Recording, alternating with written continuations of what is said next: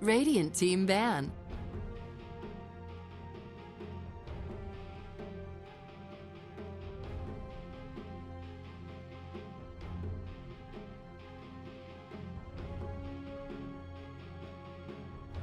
Ten seconds remaining. 5 seconds remaining. Radiant team ban.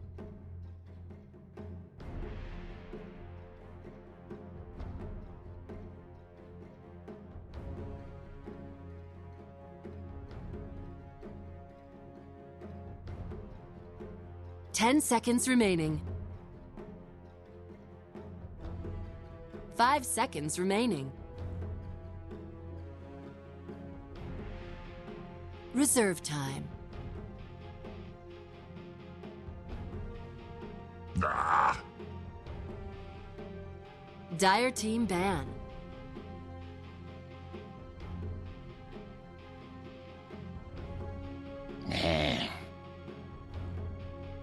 Radiant team pick.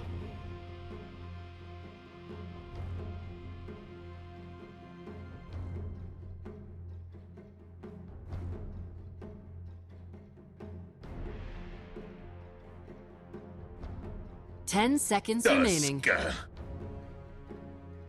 Dire team pick.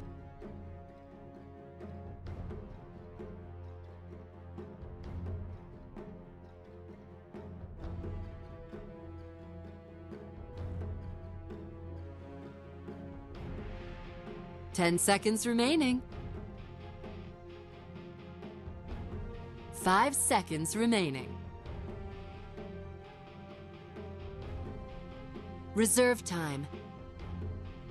Disruptor. Dire team pick.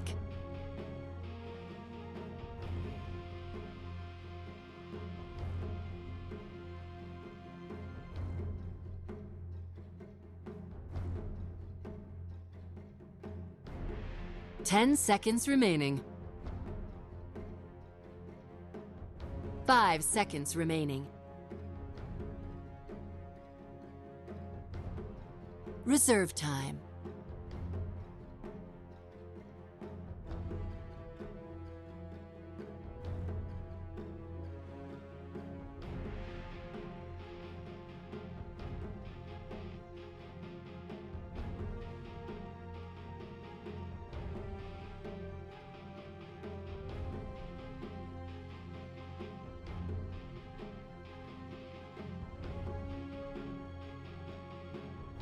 Weaver. Radiant team pick.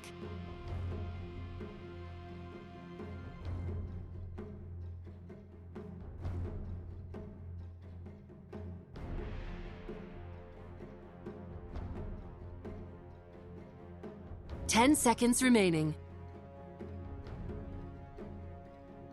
5 seconds remaining.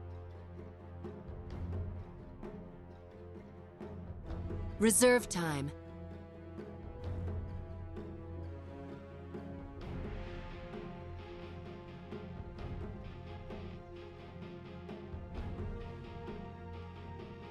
Shadow Fiend.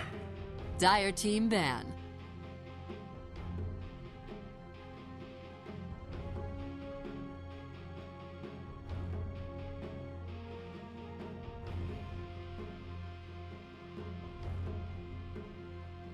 Ten seconds remaining. 5 seconds remaining.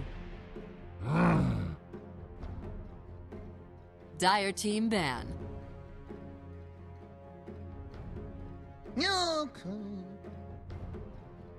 Radiant team ban.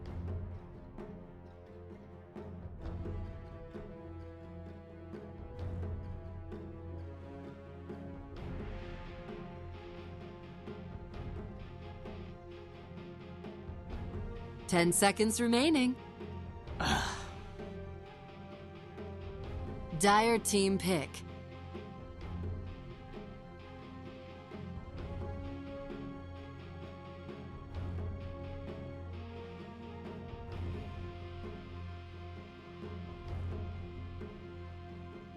10 seconds remaining. 5 seconds remaining. Reserve time.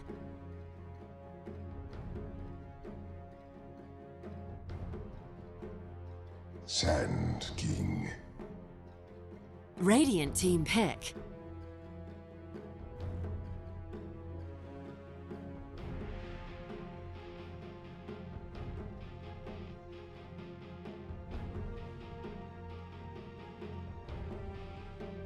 Ten seconds remaining.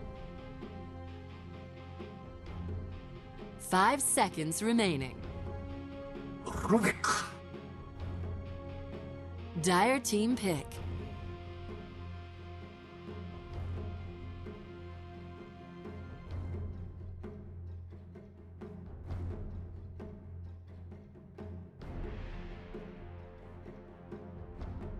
Ten seconds remaining. 5 seconds remaining. Reserve time.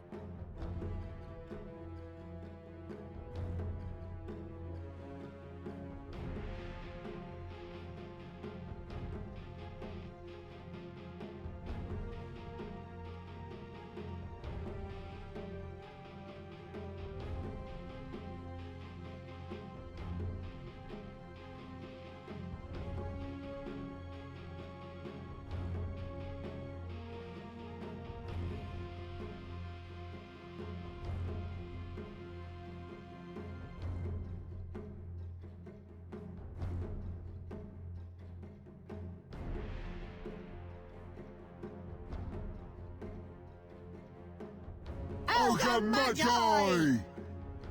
Radiant team pick.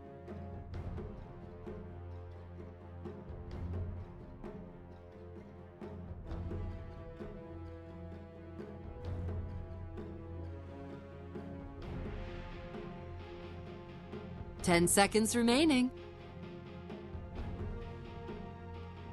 5 seconds remaining.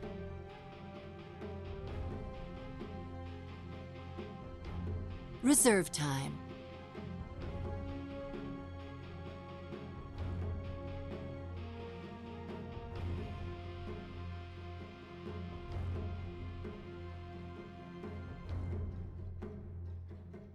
Vengeful spirits. Dire team ban.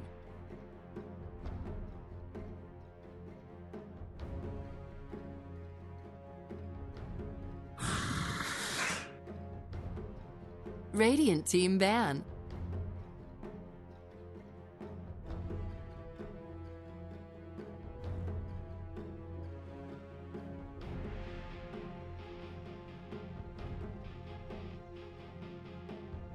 Ten seconds remaining.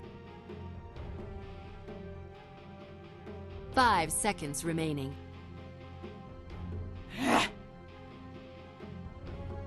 Radiant team Needs pick. assassin.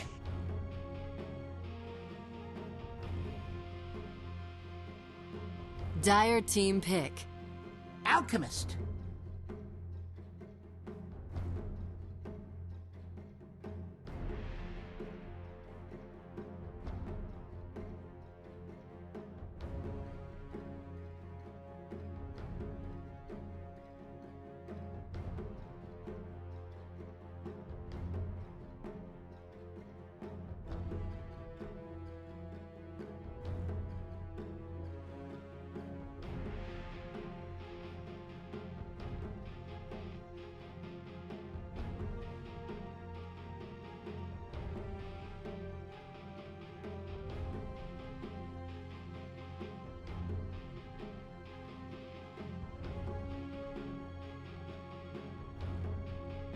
Ten seconds remaining.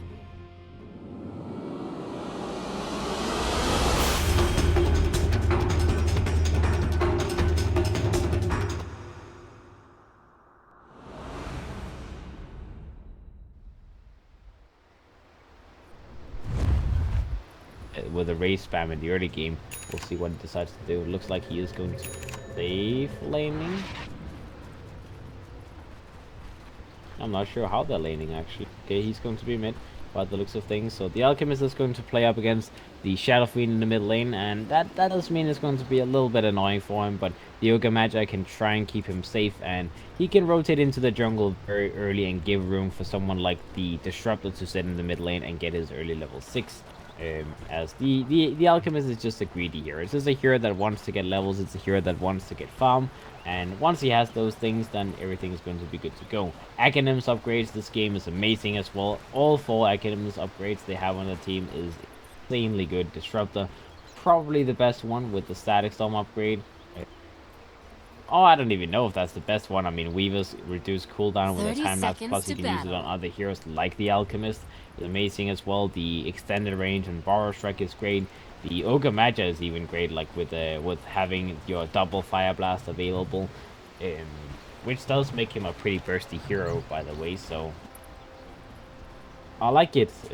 The mid game is strong with Clutch Gamers lineup, and they're never really going to be in a position where it's like, okay guys, we can't get any more farm, we can't scale any further, because this Alchemist will make sure that they are having an infinite scaling possibility.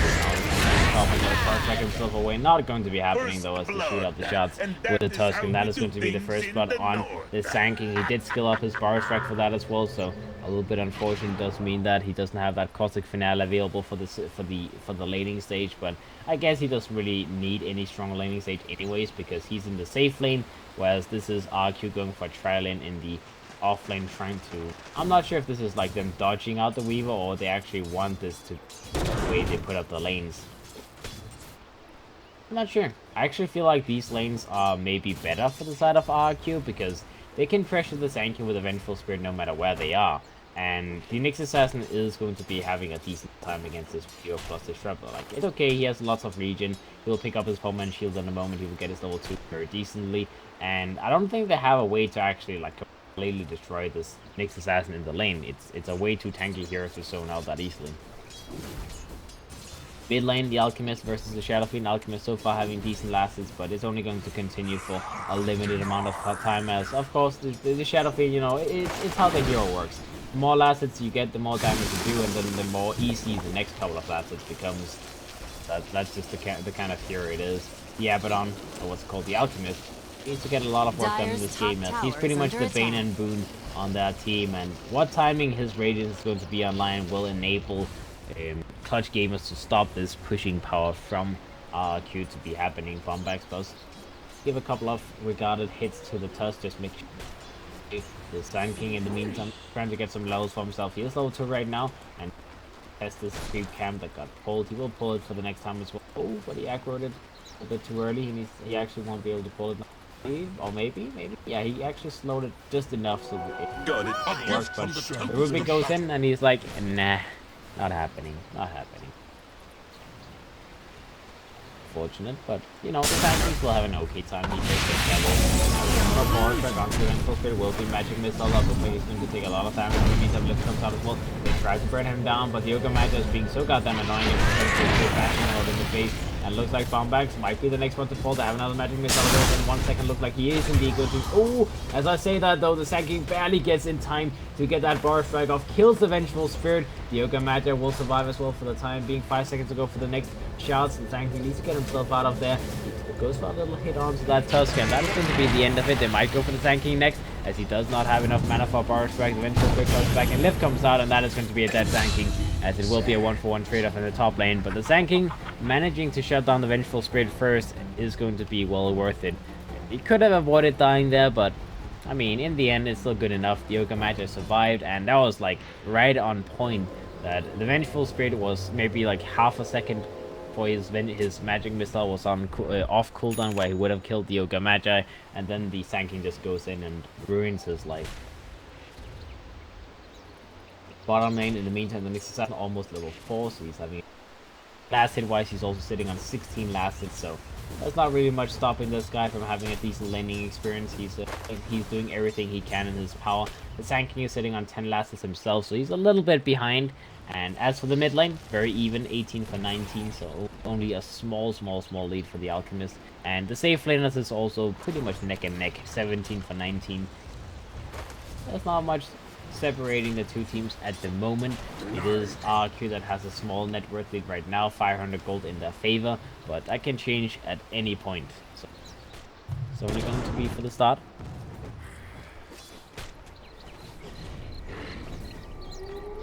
Radiant's middle tower is under attack. I can't even say that like one offlane or the other is doing better, because both offlaners is getting a good amount of farm, they're getting good levels. The Ogre Magi does get picked off here by the Shadow. Radiant's middle Be a nice tower pick is off. under attack. Up his souls a little bit. He's now sitting on 24 souls. He's having an okay time, doing a good amount of damage as well. The Alchemist, he is going to be well on his way towards level 6, and if he gets level 6 without having to leave the lane, I'm sure his early game is at least secured. Afterwards, he can just go into the jungle and, you know, continue farming where he left. He doesn't need to worry about anything. Looks like he's going to be going into the jungle. He does have that arcane rune still ticking, and he wants to take this stack, which is going to secure him his level 6. That's what this Alchemist is doing. It's, you know, abusing the bloodlust from the Ogre Magi. He's making sure he gets his levels up and running, and the second he's level 6, you know, jungling is going to be very, very easy for him. The Ogre Magi will even continue to stack a little bit for him if he has some more camps to work with. And yeah, he's having a good time. He's toggling, he's using healing salves and whatnot, so he's going to have a good time. 32 lasses right now, the Shadow Fiend, not even having the same amount of experience at the moment, so as long as they can continue to stack for him, I would even go as far as to say that the Alchemist will outfarm the Shadow Fiend in the early game. More than just net worth wise, because obviously Alchemist gets more gold whenever he gets last hits, but also actually getting more last hits.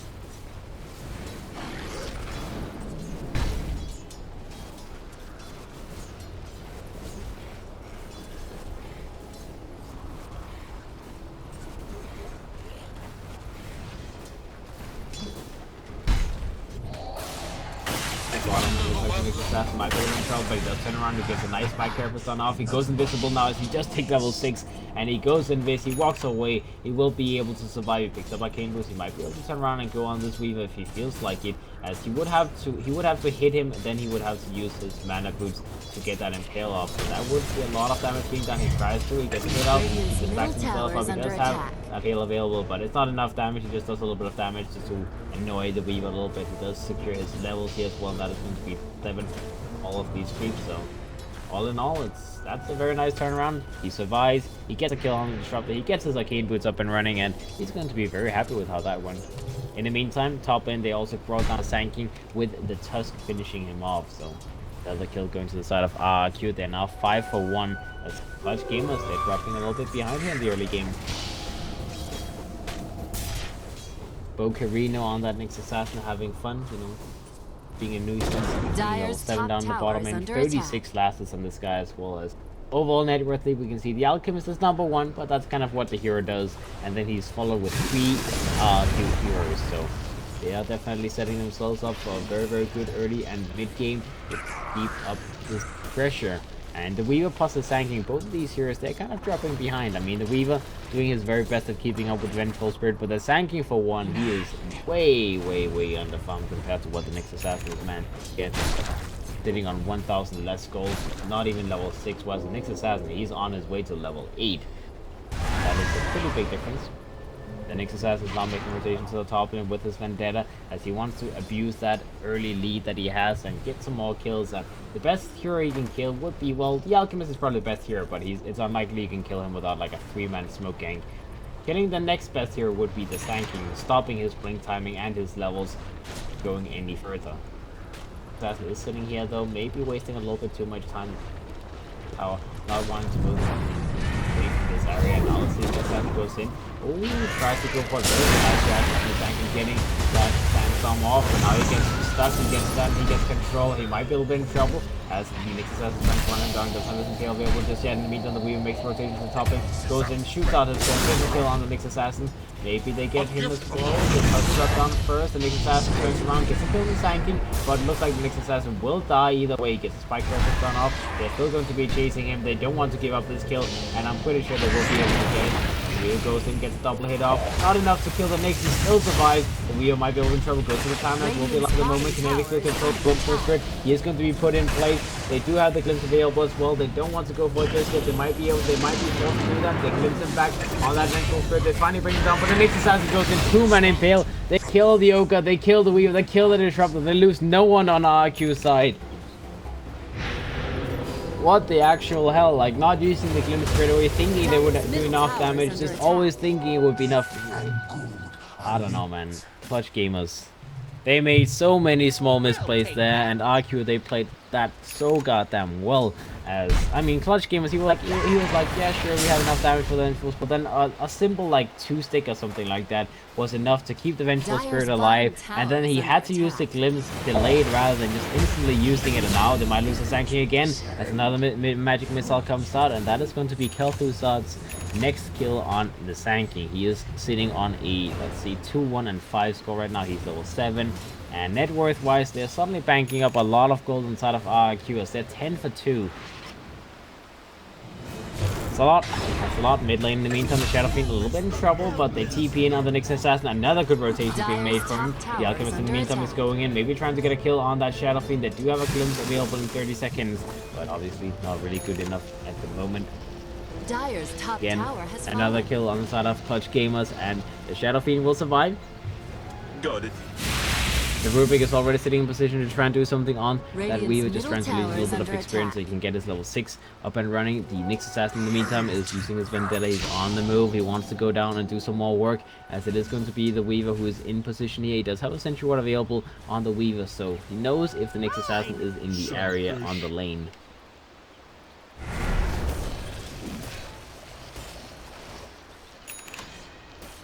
Alright, the Shadow Fiend moving towards his Shadow Blade. Have 1500 gold, so interesting item to go for, but it is not a bad item to go for. You can always go for those like point blank Requiem bombs and hope to get a quick kill on the Alchemist if you're lucky. The Vengeful Spirit almost has his Dragonlance completed as well. He's going for Smoke Gang together with the Tusk. They want to try and find the Alchemist hiding in the jungle. And looks like they want to use the Shadow Fiend as well. He did use those races in the mid lane, so Dire's kind of middle obvious that tower he's is under smoked. attack. And the scan comes out from the Dire side. They know what's happening. The Alchemist needs to get himself out of here. He's walking the other way. Don't go this way. Static Storm comes out. He's trying to bait down a little bit. He does manage to stop for the armlet nicely though. And looks like the Shadow Fiend will be taken down. The Vengeful Spirit tries to go for TP out. He will be killed as well. So the turnaround does happen. The bait is real from the side of Clutch Gamers. They baited very well with the Alchemist. Sadly, they just could not keep him alive throughout this fight. It is still a one fight, but it could have been a little bit better if the Alchemist survived. It was very close to being able to do so. One armlet toggle would have been enough, but didn't get it off. And well, 1500 gold is still going to be a very, very nice bounty for the side of Clutch Gamers to grab. I'll take away a little bit of that lead from the side of RRQ and continue to farm. The Alchemist is sitting on 1600 gold on top of his armlet, so that Radiance is going to come online at the expected time as long as he can keep this up. Looks like that is going to be the case as well, so I like what I'm seeing. The Sanking, he's the one who's a little bit behind on the side of CG, as I mean, been having a difficult lane, and it looks like his net worth is also kind of reflecting that. He's not really getting that many last hits. Maybe a little bit of a CS gold in the mid lane, missing like 2 of them, but oh well, happens. Disruptor level 6 as well. Used the Static Storm once already, setting up a very, very nice fight for his team. The Weaver does have the Lincoln Sphere on the move. He does have Treads completed as well, Aquila, so a lot of small items just to set up for some stats and survivability. The Ogre Magic level 6 in the bottom lane. Ooh, just jumps on and kill comes out, and that is going to be a dead Ogre. Rubik will finish him off. Vengeful Spirits, Dragonlance will be up in a moment as well. He's very tanky at the moment, still less farm than the Weaver, surprisingly enough, considering how many kills this guy have been managing to get for himself. But I guess at the same time, the Weaver has been able to get a solo lane for himself a good part of the game, and he's been able to get a lot of decent kills recently, just grabbing that Shadow Fiend kill, for Dire's example, which is bottom worth a lot tower of is gold. under attack. Dire's structures are fortified. Right, bottom T1000 taken down by RRQ.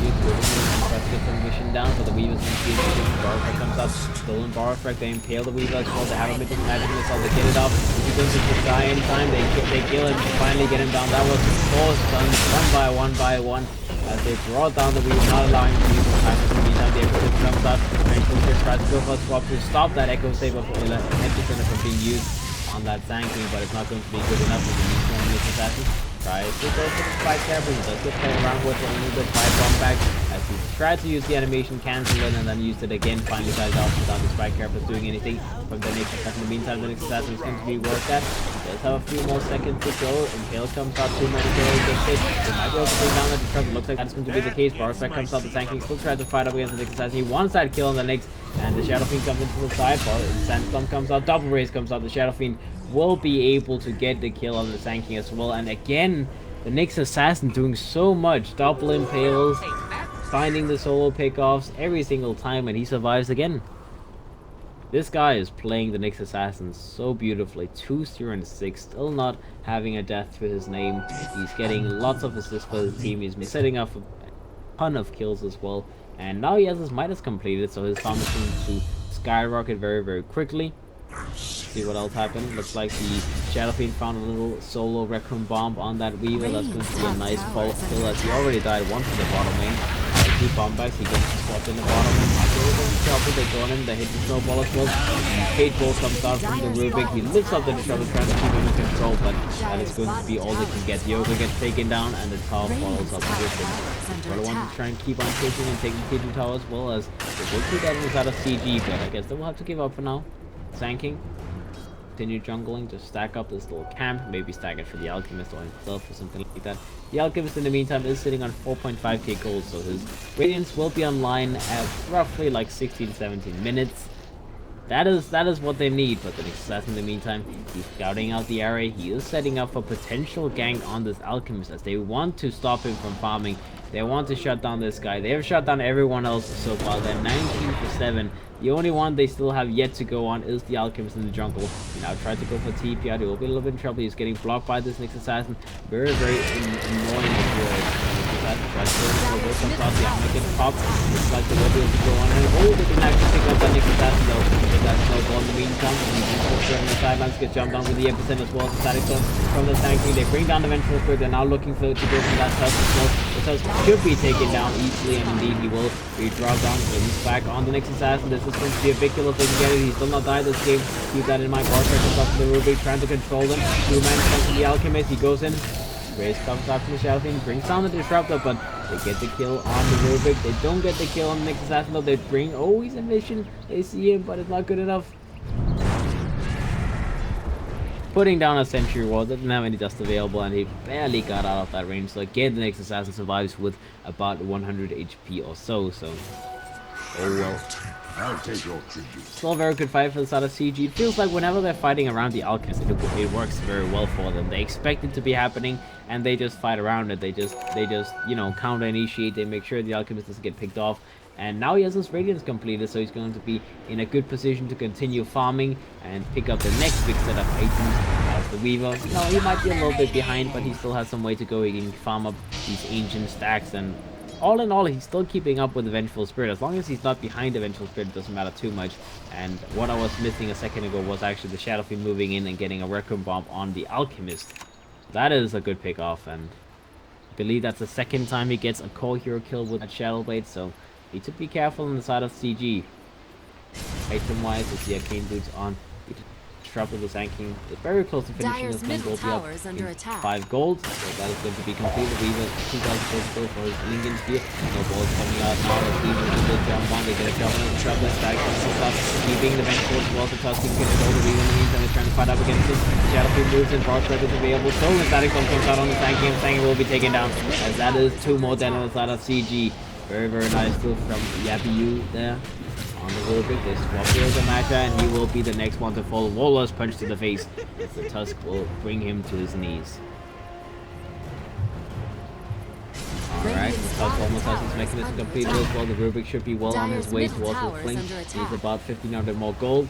The Nyx Assassin will have his blink up very soon as well after this Dire tower. structures Pretty are much, fortified. the Vengeful Spirit is trying to go for Shadowblade himself. As I mean, Shadowblade is never a bad item. You go for Slow Edge upgrade as well and just be a little Dire's middle sneaky, tower has abuse the fallen. enemy's vision, force it to buy more sentries. See the tanky moves in, get it up into the air. Power Strike comes up, gets a little bit of time to work with, and here comes the stun on the Alchemist. The Shadow King gets taken down. The Nyx Assassin is a little bit in trouble. The Dust comes out trying to get some vision of him. They do have the vision of this Nyx Assassin. They tried to run him down. They tried to follow him. The Alchemist as well as the Weaver's keeping on. They need to continue. The Dust is going to run out very soon. Can they get this kill? Nope, not going to be good enough. The Alchemist will have to use that stun on his own face. They still kill the Shadow Fiend as well as the Rubik, and they kept the Sanction alive. So again, they counter-initiated perfectly, and that's Radiant's again middle 2,000 tower gold is under going to the side of attack. CG. So it feels like overall RRQ they're winning the early game, but they have these small kind of fights that they give away to the side of Clutch Gamers. All of these small fights is worth 2,000 or 3,000 gold for CG. So that is, you know, all of these gaps that just goes back. You know, they go up and then they go down, they go up and then they go down, they go up and then they go down. If you can keep this up, they're going to be in a good position. Tanky goes back in, gets a 2-man bar strike off, hits Rubik. Rubik is going to be in trouble, goes to that stone status. That's on for the last time before dying, and he drops down either way. This Assassin to get some damage done onto this Yoga Magic. The Yoga Magic goes to the dust. In the meantime, goes to the Bloodlust on himself, tries to get himself out. Vengeful Spirit swaps onto the Yoga Magic. The Nyx Assassin tries to go in on him. He does get a hit off onto that Ogre. In the meantime, the Alchemist stuns out the Nyx Assassin. Nyx Assassin will be taken on. 1 more second to go before he can go for the Spike Carapace. He will be killed. That is a dead Nyx. And that is going to be the Ogre and the Disrupt are dead inside of Clutch Gamers, but they get 3 kills in return, 2 of them being worth a lot of penny. A big penny, the Nyx Assassin. I believe that was the first time he died this game, indeed. That is a very big bounty being grabbed by the Weaver, getting that last 400 gold in his pockets. That is his Lincoln Sphere completed in a moment. The Alchemist does have the Travel Boots on top of that Radiant and the Armlet. He will probably just go straight into that, you know, Mantis style, Octarine kind of build. Shiva's got all of the expected old school items on the Alchemist. Nothing fancy, nothing new perhaps. But it's still a very good build. The Sand King is moving towards his 4 staff, has his staff of Wizardry complete in a moment as well. Radiant's bottom Side of tower is RRQ, looks under like the attack. Rubik changed this build a little bit, goes for the Glimmer Cape instead. Vengeful Spirit does have that Shadowblade complete. It's kind of interesting how many invisible items they want to have inside of RRQ. It's maybe a little bit too much having 2 Shadowblades and 1 Glimmer Cape plus a Nyx Assassin. That's maybe a little bit on the high side of things, but Radiant's bottom oh well. tower has The Shadow Fiend fallen. completed Dragon Lance, and he is well on his way towards his butterflies. He wants to get some early damage output with the Eagle Song being completed, and an early butterfly is very powerful on a hero like the Shadow Fiend. If you get that up and running, the Alchemist is not going to be that hard to kill, as you do a lot of reckless damage. Vengeful Spirit, of course, being that Shadow Fiend. Let's see, in the back line for Weaver. Again, they're in trouble, tries to survive, but they have so many stuns that they just keep using them. Static Storm comes out, that's a 4-man Static Storm, that's a huge one. The Epicenter on top of it all, as the Vengeful, the Tusk will drop down on the side of RRQ. They buy back the Tusk, they know they need to take this fight. They just pick up the Aegis from the Shadow Fiend, so they should be able to keep him alive for a long enough time to continue this fight. Rubik will be taken down next. That is 3 down inside of CG. The Nyx Assassin tries to get that Spike Carapace done on them, and looks like that is going to be the end of the fight. They keep the Aegis here alive, the Shadow Fiend, and the Aegis is still available. He goes invisible, he tries to get a little bit close onto Bombax, maybe trying to go for a point blank soul of Requiem of Souls, but looks like he's not going to be able to find that extra kill.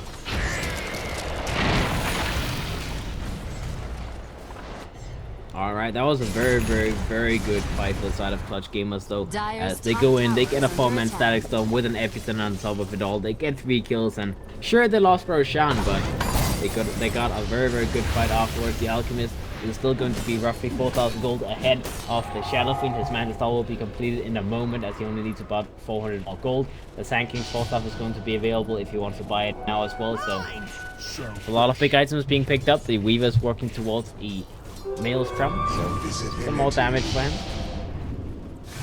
And let's see what else. The Sand King is in the position now, trying to follow down this Rubik. Goes for a power strike on it. Does have a Sandstorm available. Goes to the Sandstorm just to make sure that he doesn't actually steal the power strike at the very least. He puts it back. He does have the Sandstorm available. We'll go for the Sandstorm. We'll try to use a little bit of freedom, a sentry or a dust or something to get that kill, and they will drop down a sentry. But a kill is going to be gained no matter what.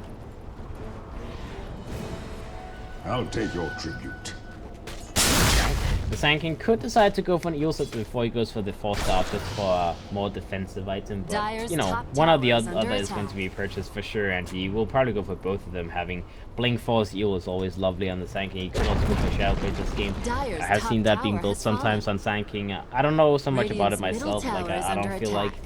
Shadow Blade is an amazing item on Sand King, but some people like to build it. Weaver, well on his way, pushing down the bottom lane. They did lose the T2 tower on the top lane, so they only have one more other tower on the side of Clutch Gamers, the Alchemist. That is Mantis Cloud completed now. 100 gold on top of that, moving towards the Octarine core next, and Nyx Assassin is trying to set up for a kill in the top lane. Funny enough, working towards a pipe of insight by the looks of things for his team, so he wants to be able to tank up his team a little bit. Curious item on Avengeful, but I mean, a teamfight item is a teamfight item. Does help them if they want to try and push high ground early, having a pipe so they don't have to deal with the Radiance during that much. The Shadow Fiend with that butterfly complete as well. He is sitting on, you know, the early kind of power spike with that butterfly being his first really big item. The Alchemist now looking for initiation, does have the stun available, but doesn't really get it off. In the meantime, the Shadow Fiend gets self-stunned. Butterfly comes up from Sanky. In the meantime, the Alchemist is stunned in the backline, so I don't think they can fall off and get this kill on the Shadow Fiend. He will go for Requiem Assault. He will get a kill on the Ogre Magic. He drops down. Weaver in the meantime hiding himself in the trees. He will be able to TP himself out as they didn't realize he was sitting in there. So at least they only lose the Ogre Magic. They could have maybe gotten the kill on the Shadow Fiend, but sadly the Alchemist ended up stunning himself, so he was kind of out of order for at least, like, you know, 3-4 seconds. Unfortunate, but it's only an Ogre Magi. It's like whatever, you know, he's worth 3,000 gold, so if he dies, that's the only thing that happens, then it doesn't really matter that much. The Sand King is now thinking about going for an Academ Scepter as the next item. I'm not sure if this is a good idea, considering you have an Alchemist on your team. Sure, Academs is important and very powerful on Sand King, but I kind of feel like you can get away with at least like Radiant's one or top two more tower is items, under small attack. items before Dyer's before you bottom need tower the is under Academ Scepter, attack. and at that point the Alchemist should be fat enough to Dyer's give you an bottom Academ tower Scepter. has So fallen. I feel this idea might be a little bit weak. Like, if anything, you rather want to go for like an Octarine Call, just so you have Dyer's lower bottom cooldowns on your tower is Blink under Falls attack. and Dyer's all your spells, structures of are course. And then fortified. once you have that Academ Scepter, your Radiant's spell top usage is tower going is to be under godlike.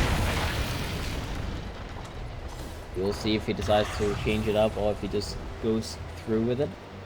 I guess it also depends how greedy the Alchemist wants to play it. Some Alchemist players, they go the whole way. They go for the Octarine Call, then they get the Shiva's God, then they replace the armor with an Assault Crest, then they try to replace something else with an Abyssal Blade, and then, I mean, if you're that kind of Alchemist player who gets a lot of, who gets like 8 items before you worry about picking up Academ Scepters, then sure, you know, the Sand King might just want to get it himself, but if not, then I feel like you should just wait for the Alchemist. See, Fireman Smoking comes up from the side of Clutch Gamers. They're looking for initiation. They just used a scan to see if anyone was sitting on the shrine. No one was there, and now they're moving into the mid lane. The next assassin is going to be hiding himself in the trees right now. Let's see where they find someone. The Shadow Fiend is going to be invisible for now. They go for Bar Strike. The Sand King gets himself away, goes invisible, tries to survive, but he's going to be a little bit in trouble. Will be burned down very, very low. Kinetic Field comes out to cover his retreat, and well, not the best initiation in the world, but they don't lose anyone. Oh, they're not going to use someone yet as the Alchemist gets jumped on. He does have his ultimate on cooldown for the next 3 seconds. He gets stunned up by the magic himself. He does have his ultimate available now. Another banner burn comes up from the next assassin. He goes into his vendetta from Snowball, comes out of the Ogre Magic. In the meantime, bottom lane, backline, Static Storm comes up. But the Trouble gets a good Static Storm off. Nice as well, trying to spike Carapace. Gets used on the Alchemist in the meantime. The Ogre Magic is already dead. There's still the Acid Spray with the Rubik. Weaver tries to maybe think about going in, but he will have to back himself up. The Alchemist is also running away. The Sand King is in position to go for something if they need to. The next assassin goes in with the Spike Carapace. Doesn't manage to get his mana burn off in time, and that is going to be the end of this attempt. The Nyx does have his Hood of Defiance complete, almost a full pipe. Does have his levels up and running, you know, full mana burn levels.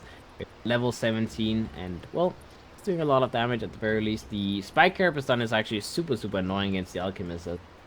It does control him pretty nicely. You can pretty much make sure you always get that 4-second stun off onto the Alchemist because of the Radiance. And the Alchemist is not quite ready to go for a full-on high ground defense, I feel like, because he doesn't have his Octarine Core completed yet. He needs 1,000 more gold before that's going to be completed. And the Shadow Fiend, he is scary as all hell. I mean, 4,000 gold on top of a Butterfly plus Dragonlance Shadow Blade complete at the moment. His damage output is going to a little bit difficult to deal with. especially with all of the negative armor they have from the Shadow Fiend, from the Vengeful Spirit as well. It's going to be good.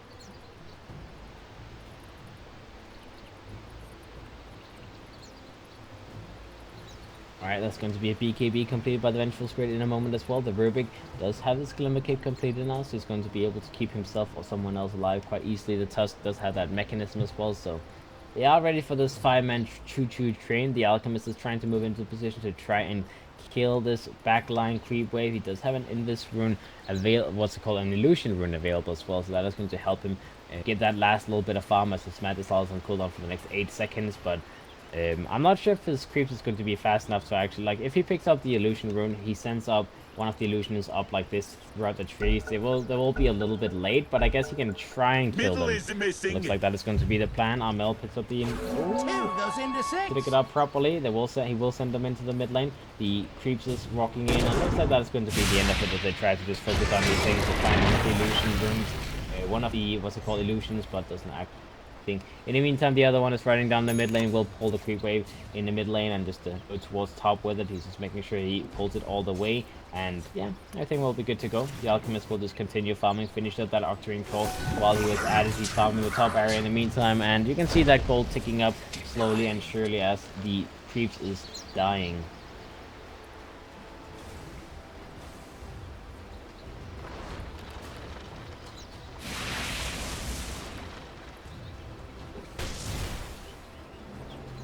Revolution. A 3-man smoking comes out from the side of Clutch Gamers. They're trying to use all of the support power and the sanking, of course, to set up for some kills. Let's see what they can find here in the bottom lane. I guess the Vengeful Spirit is most likely the one they're trying to look for. They might use the Alchemist as well in this fight. He's working towards an Assault Caress. The next big item, so he wants to just tank up and not really worry about anything else. So that is going to be his next greedy purchase. And I guess it makes sense. Yes, the Sanking is still thinking about that Academic Scepter. Considering the Alchemist is still looking for more items. Let's see, what do they find? They go in, they find a jump on that Ruby. Scarlet does it up, and he gets killed easily. Nice little pick off there. Weaver does have his Desolate completed now as well, as he decides to go for that instead of the Maelstrom, and that makes sense. I mean, the Alchemist doesn't really benefit from a Maelstrom at all, so Desolator is going to make him able to do more damage. It gives them more pushing power, and they have a BKB on the Vengeful Spirit, so, you know, Maelstrom doesn't really make as much sense. The Shadow Fiend now completed his Satanics. That is going to be a very, very big power upgrade, as, you know, a lot more damage, a lot more HP, and the lifesteal effect is also going to be pretty damn decent. The tier 2 down the bottom and gets taken down from the side of Clutch Gamers. That is the first tier 2 tower they bring down, so, you know, slowly putting their own mark on the map, taking away towers and whatever from the side of RRQ. As RRQ in the meantime, they don't really have anything they can gain on the map except for pushing high ground and obviously wait for Roshan to respawn, and he will be up in about 10 seconds, so that is going to be the next mark that RRQ wants to take for themselves. The Alchemist looks like he's actually working towards a BKB. Kind of interesting idea going for BKB, but it's not a bad one. I just feel like you should get an you should maybe like pick up Assault Crest and then get BKB instead of the Armlet, if anything, because having a BKB with Armlet, you don't have that much armor. The Butterfly from the Shadow Field will still give him so much damage against the Alchemist, so I don't think he's having enough survivability with just the items he has here, like Iron Helm replaced with a BKB. But we'll see. We'll see. The Weaver is going to work towards a BKB as well, so I guess this mass BKB on the side of Gamers. The Disruptor not really showing any fancy signs of big items. The Yoga Matter does have a medallion complete, moving towards a Solar Crest, is banking. Still just banking up gold, sitting on 2200 at the moment. The Actor does take it down. Shadow Fiend they go continuing, so it doesn't get this static from off the time, but Disruptor is dying. The wall comes out, the Yoga Matter looks like it's going to be taken down. Roller punch to the face, and that is going to be dead Ogre as well. Both supports on the side of CG gets taken down. In the meantime, they send Illusions, they send the Weave out, as they want to just try and delay this push from happening. They want to just push them away. The down the top lane will be taken down. In the meantime, RRQ, they're finishing off Roshan, and that is going to be the nice trade they can get for themselves. The Weaver TPs out from the mid lane. Goes they were at least thinking about contesting this, but they will have to give up on that attempt as it's already down. RRQ, they picked up the Aegis once again on that Shadow Fiend, and he is ready to finish off this game, as this is the most important Aegis they can possibly have on the side of RRQ. They need to end the game now. They need to get racks now, otherwise it is going to be CG's game to lose. We'll see, can Clutch Gamers defend this? Can they do it? There's no BKB on the Shadow Fiend, so they still have the magic powers. They both are forward the Shadow Fiend. Very nicely done. They're keeping control back from the Shadow Fiend. A lot of fighters, not enough though. He tries to heal up with that Satanic as well. He will be stunned up by the Alchemist. Will be controlled half HP, 1/3 still having the 80 available. Of course, Monster comes out. The Shadow Fiend might be able to control. He will be burned. That is to the 80, so they need to keep themselves alive. The Alchemist will get the kill on the Vengeful Spirit as well. He's spawned on the Shadow Fiend. He might be able to turn around and fight. BKB on the Alchemist keeps him up and running. They go for the epicenter. They get the Shadow Fiend the second time. The Requiem Bomb does so much damage to everyone on the side of Clutch Gamers, but they don't die. Only the Sanctuary drops down the means of mix. Gets the spike every time off onto the Weaver. The Weaver might be a little bit in trouble. Looks like he's going to be taken down by the snowball off the Tusk. He blinks himself away after killing the Weaver. In the meantime, they chase the Nyx Assassin. He tries to get a blink away, but he gets control. He gets sent back. The Disruptor gets killed by the Nyx. The Ogre Mage is still trying to fight. The Ogre Mage might be killed as well by the Roar's Punch from the Tusk. They get so many kills. And now the Alchemist, no mana, very, very low HP as well. The Sanctum comes in. Bar strikes up the Nyx Assassin. Another spike Carapace. And what the hell is happening? This Nyx Assassin is just keeping everyone here. He's just playing with them. The Alchemist does get a kill on the Rubik in the meantime, and this Tusk and the Nyx, these two players can clap themselves in the back as they made sure a disastrous high ground push did not go as bad as it should have. I mean, this Nyx is just unkillable. The pipe is keeping him very, very healthy, and he just uses Carapace stun after Carapace stun after Carapace stun. They killed the Weaver, they killed the Ogre, they killed the Disruptor, and they were the ones being chased. But they just turn around, get a kill, walk away, turn around, get a kill, walk away. And I don't know, man. These two people is just doing so much work.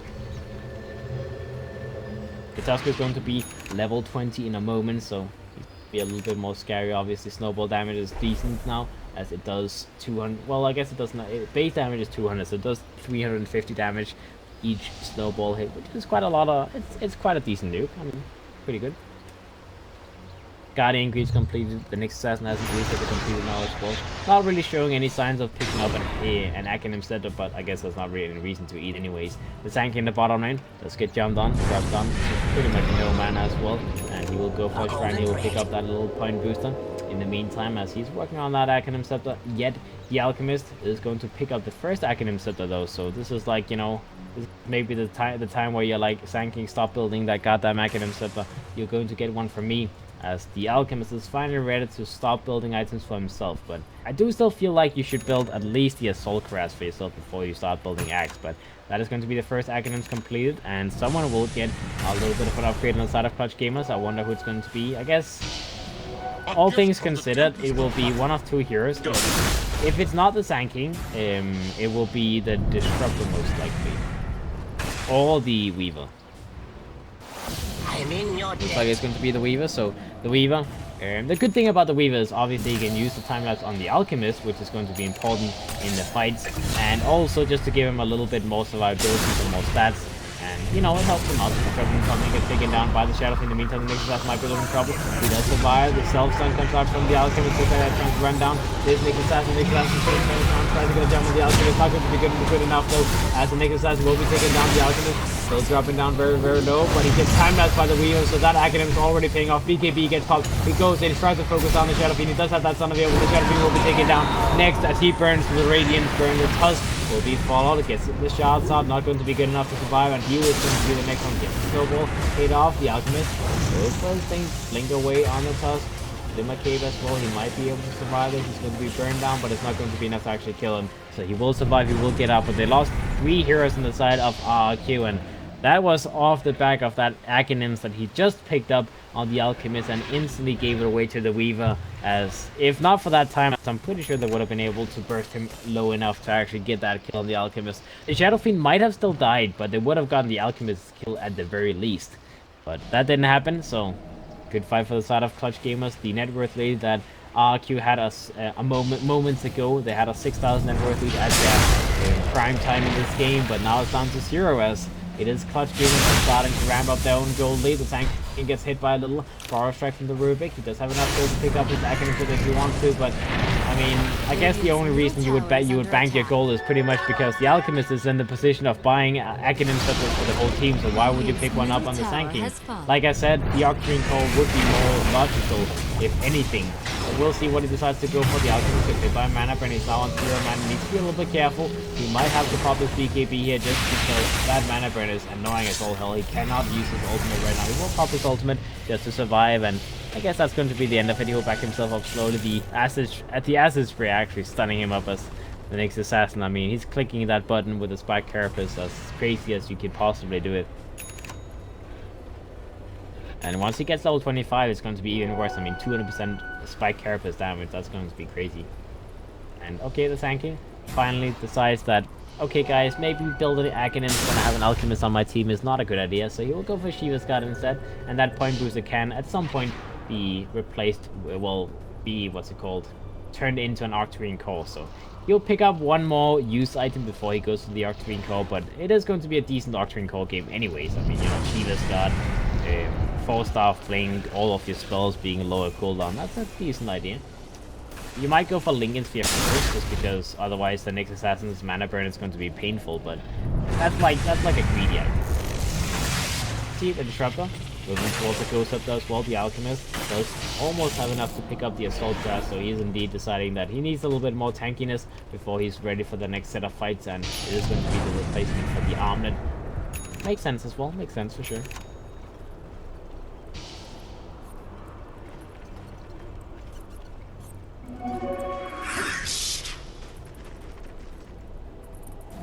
Alright, now I like his itemization, as he might still keep the Armlet just because he can replace it with the KB, but I guess selling it doesn't really matter too much. That pretty much just gives him enough gold to go for the buyback in case he dies. Assault Grass is completed. He's going to TP in towards his team and hopefully help him. He TPs to the mid lane and fighting on a little one-man wall. Time that comes out of the Yoga Magic will only give him a couple of seconds to work with though. He's going to be taken down. The background tries to pull burn down the assassin. He will be taken down with that XP signal. They focus on the try to go for something more. The Sandstorm comes out. The Rubik. In the meantime, the Rubik is going to be run down. They try to focus on someone else. The Sun comes out. The Vengeful gets hit, and the Vengeful will be taken down as that gem on the Weaver showing up and doing a lot of work against that Vengeful Spirit, trying to get a little wrap around and help the Rubik survive, but he ends up dropping down as well. The Tusk in the bottom lane gets gone on as well, and that is another gem dropping down and being given away to the side of CG as they just purchased their own, and now they will have a bonus one as, you know, happy days having an extra gem. And now buyback comes out from the side of RRQ. They buy back the Nyx as well as the Vengeful Spirit. They go in. Back Carapace stun comes out on the Alchemist. Timeless comes out to keep him alive. Nyx may have been a little bit too far out of his comfort zone as he gets dropped down again. That is 90 seconds without the Nyx assassin. This could just be the game ending as the Shadow Fiend, he's doing his very best at fighting up against these heroes. He's keeping the Alchemist at bay. He does have that Crystallis BK being able to, his damage output is insane, but it's not good enough. He's only one person. He gets forced on force. While comes on the Vengeful Spirit, might have to give up his own life to keep that Shadow Fiend alive. The Shadow Fiend will live, but the BKB gets forced out. The Vengeful Spirit drops down again, and he uses buyback the same as the Nyx assassin a moment ago. Now the Shadow Fiend is going to be the only one surviving. Grims comes back on the Shadow Fiend. He gets controlled. He gets stunned up by the Alchemist in a second. Lift comes out on the Alchemist, but he gets a 1 second stun off, and that is going to be the Shadow Fiend burning, dead for 90 seconds. No buyback, and RRQ, they will lose the bottom set of frags and possibly lose the game as well. And CG, the Yogamata, he is like pinging, go for Ancient, go for Throne, as they have no buybacks available, but they'll just go for the safe play, and GG will play will be called either way. It's RRQ. This is too much damage being done. This is not repairable. You use buybacks from all your heroes, you lose them all, you get no kills, you lose the base. That is just way too much of a shift in things that you cannot play around it. I mean, the Alchemist in the end probably had like, what, 12k gold on him or something like that banked up, so if they were to back up from this push, if they didn't manage to finish off the Throne, then they would have picked up like 3 more Academ Scepters or something like that, and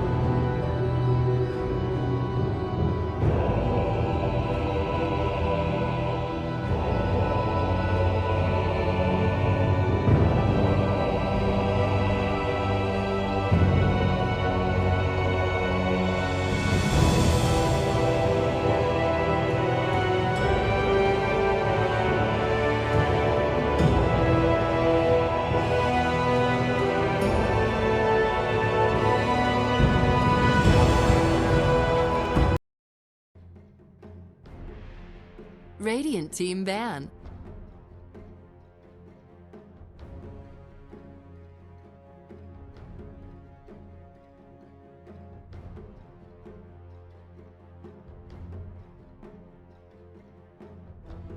Ten seconds remaining.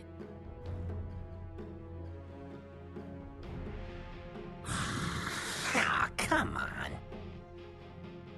Dire team ban.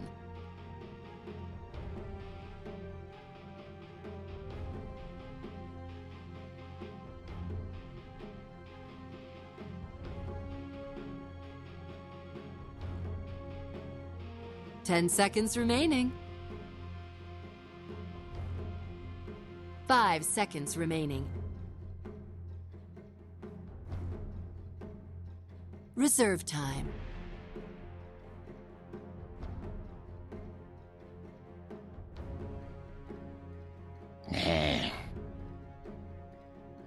Radiant team pick. War Chief. Dire team pick.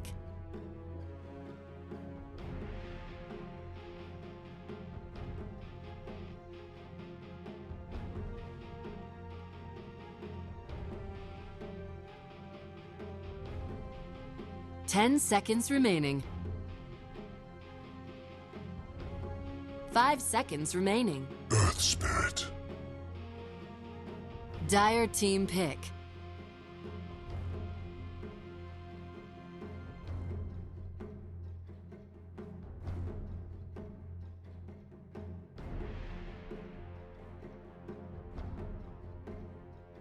Ten seconds remaining. 5 seconds remaining. Reserve time. Life Stealer. Radiant team pick.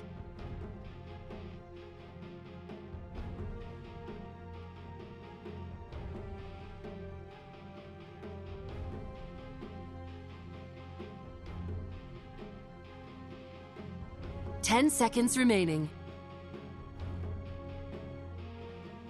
5 seconds remaining. Reserve time.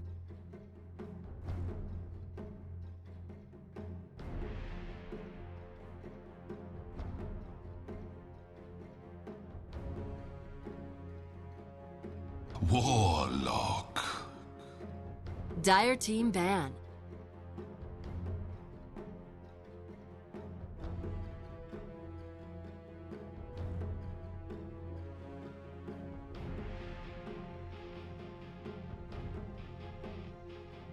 Ten seconds remaining. 5 seconds remaining. Reserve time.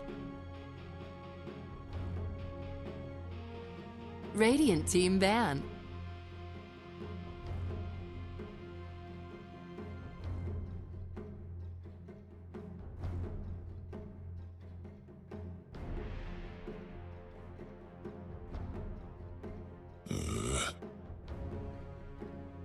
Dire team ban.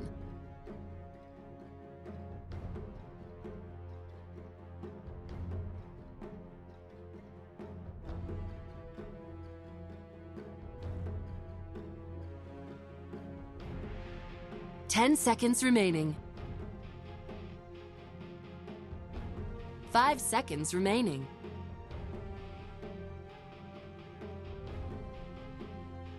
Reserve time.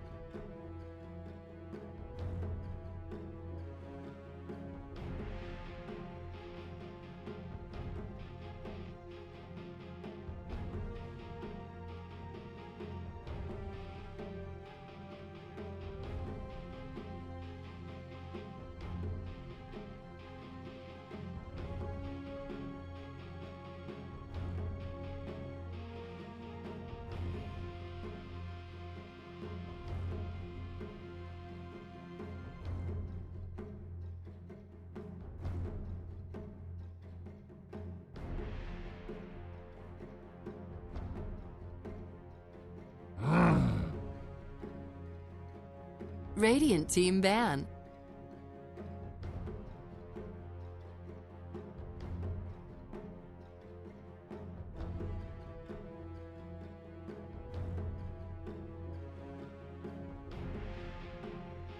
Ten seconds remaining. 5 seconds remaining.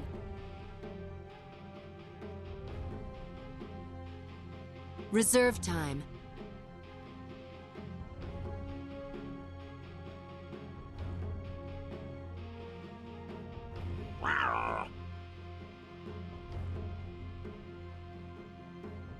Radiant team pick.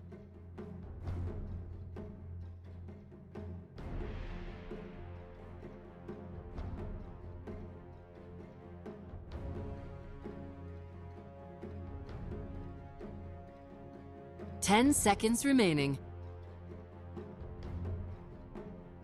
5 seconds remaining.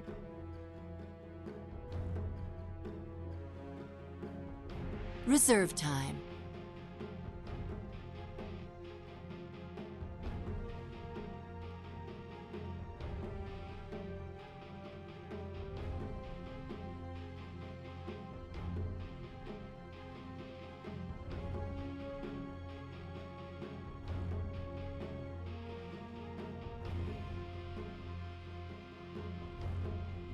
Venomancer. Dire team pick.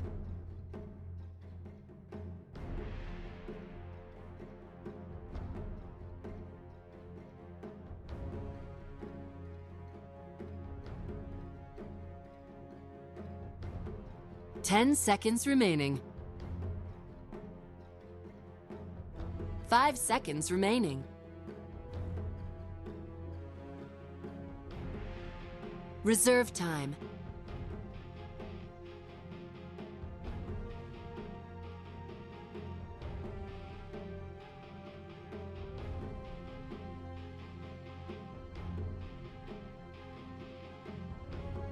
Outworld Devourer. Radiant team pick.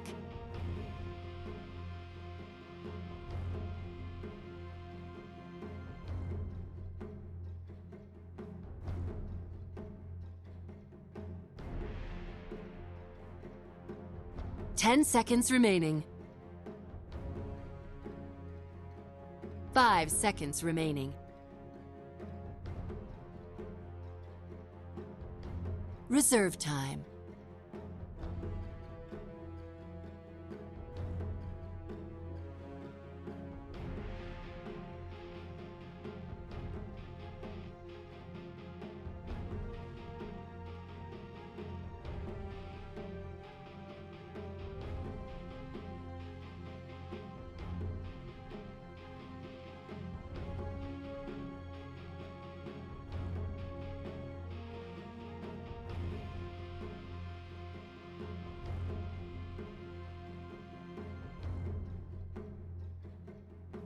Terror Blade. Dire team ban.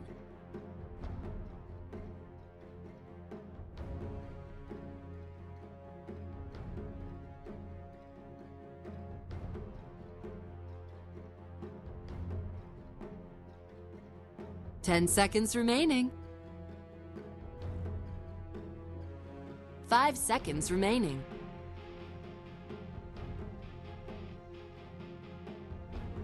Reserve time. 10 seconds remaining. 5 seconds remaining.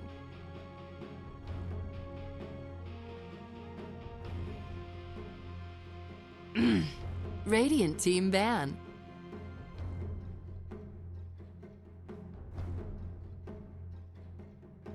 Radiant team pick.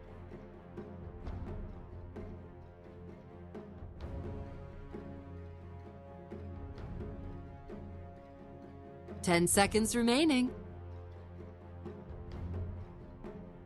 5 seconds remaining.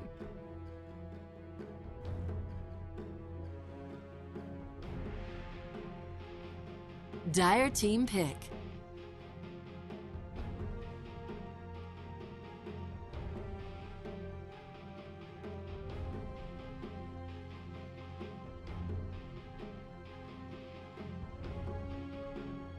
10 seconds remaining. Timber saw!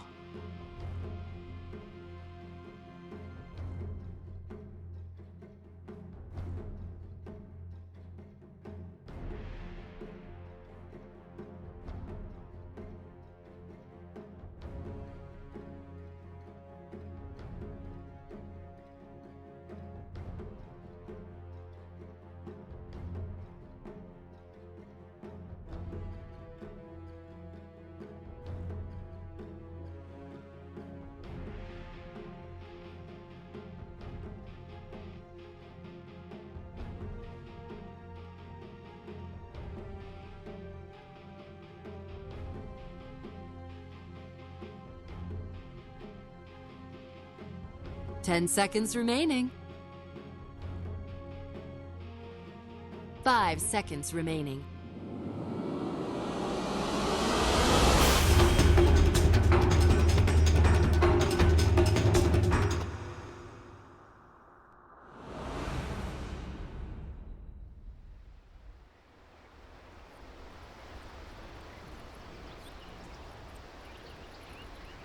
Then the Timbersaw is going to be able to contest the lane very, very easily. He can push back the Terrorblade as well, and the Metamorphosis is only going to be good for such a long time. You know, he's going to be able to abuse that in the first levels, but not for that long. You know, if you have max stacks, if you have 20 stacks of reactive armor, you have like what 30-40 health region, you have around 30-40 armor as well, then you know that even with that added bonus damage, the Terrorblade doesn't really do that much.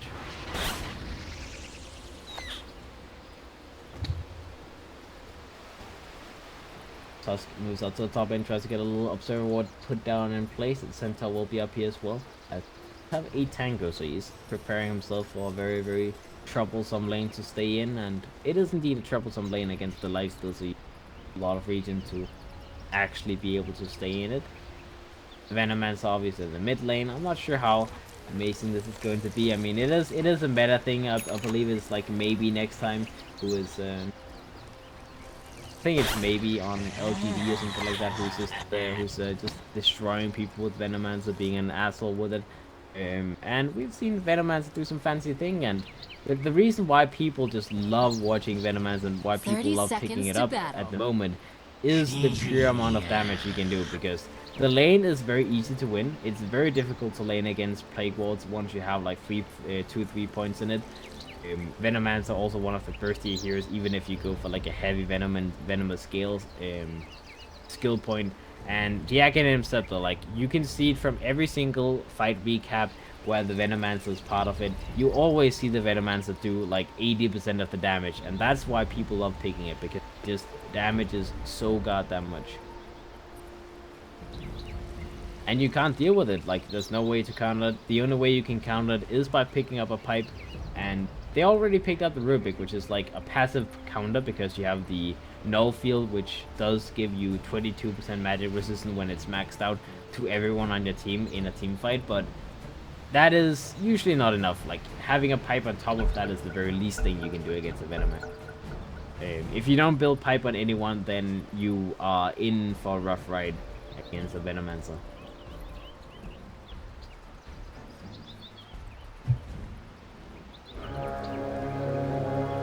Ready? Let's see. Plane. The battle begins. So what's available in the Rubik. They'll then decide to actually use the sentry for anything. He will move out and try and play something out. They do know that he's moving up here though, so he's like picking out where he expects the observer ward to be, but he's actually placing it in a different place. He's going for the you know, next to the camps kind of hordes. If they try to de-ward it, it's not going to be successful. He is picking it out again, so he's like very sure that that is not the case. Tusk will move himself down to the bottom lane. The Warlock will be in position as well to try and counter that Timbersaw's laning experience, as you need to shut him down to begin with. Like, you cannot allow this guy to just sit in the lane and be annoying. Warlock will force him away. He does not want to use the skill point right now. He goes for the Timber Chain. that's like the what's called skill point you would use when you jungle anyway. So skilling it up doesn't really lose you the lane that much. He is trying to leech the creep wave as much as he can. He's making sure that the Warlock doesn't get to just instantly pull and get his own levels. But Timbersaw needs to be a little bit careful though, as the Tusk is moving into position, will start hitting him in the face and they straight hits with him. Oh, that's painful, man. Painful amount of healing style. He's going to be fine, you know, halfway towards level 2. He's at least forcing the supposed to sit in this lane and make sure that he gets to do anything. It's maybe not a big win, but it's a win anyways. It's just a very small one. The Terrorblade is trying to deny as many creeps as possible as well. He will deny them all and make sure that Timbersaw's life is going to be a living hell. He won't even get his level 2 if he gets this last creep. I believe that is going to be denied as well. Sad Timbersaw. Maybe going Iron Talon jungle would not be that bad an idea. I mean, you're forcing the touch to be here, but I'm not sure it's worth it. I'm really not sure it's worth it. The Venomance in the meantime is being a little bit annoying. Does miss the Venomous skill on the OD, so at least it doesn't get contested right now. 8 lasts on the Venomance and 12 on the OD, so the OD is outlasting the Venomance for now. But he does also have more damage. The Venomance in the meantime though doing a lot of damage against that OD with that passive, just popping it every single second against the OD. Does have that Venomous skill as well, and it does a lot of damage per tick. Skill points on Venomance. Experience gain, 30% experience gain as the mid-hero is actually snowball. The Earthspin rolls and tries to jump on that Venomance. He dies first. The OD will be the first one to drop down. Looks like Venomance is going to be back down, but he does get a turnaround kill on that Earthspin. He survives and he kills the Earthspin. They get 2 kills on the side of RRQ as Clutch Gamers. They don't even get to get the counter kill. They lose the Earthspin for nothing.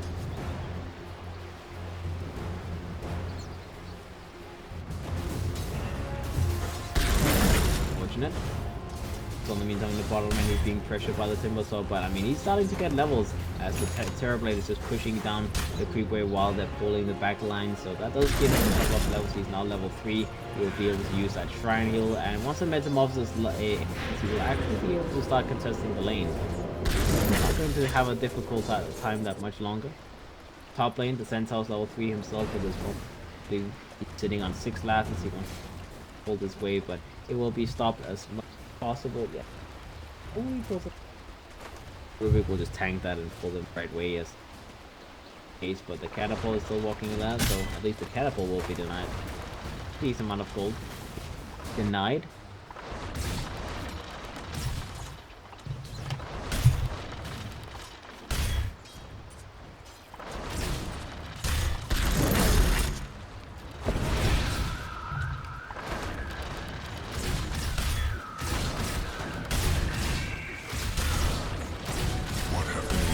Alrighty.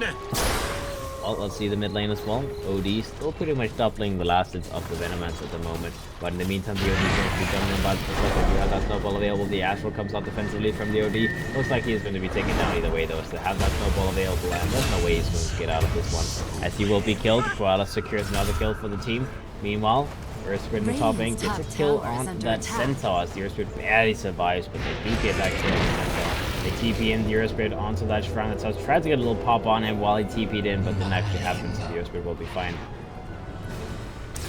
The Earthspin will be fine. Timbersaw on the bottom lane does have his walling that available now as well. Still doesn't go for that 4-man shield. He does only have his booties as well as that stout shield, but no, he's getting some last hits. He's having the same amount of last hits as the Centaur, same amount of levels as well, more or less. And once he gets more levels, he's going to be able to do a lot more than the Centaur can in lane. This guy is like the hero that is known the most for being a lane pestilence. So let's see. Timbersaw, very low on HP. He just be a little bit careful. That Shadow Word level 2 can be his Bane and Doom, and obviously the Terrorblade does have his Metamorphosis available, so if he gets low enough, he'll just pop his Metamorphosis and then go for that kill. Be careful.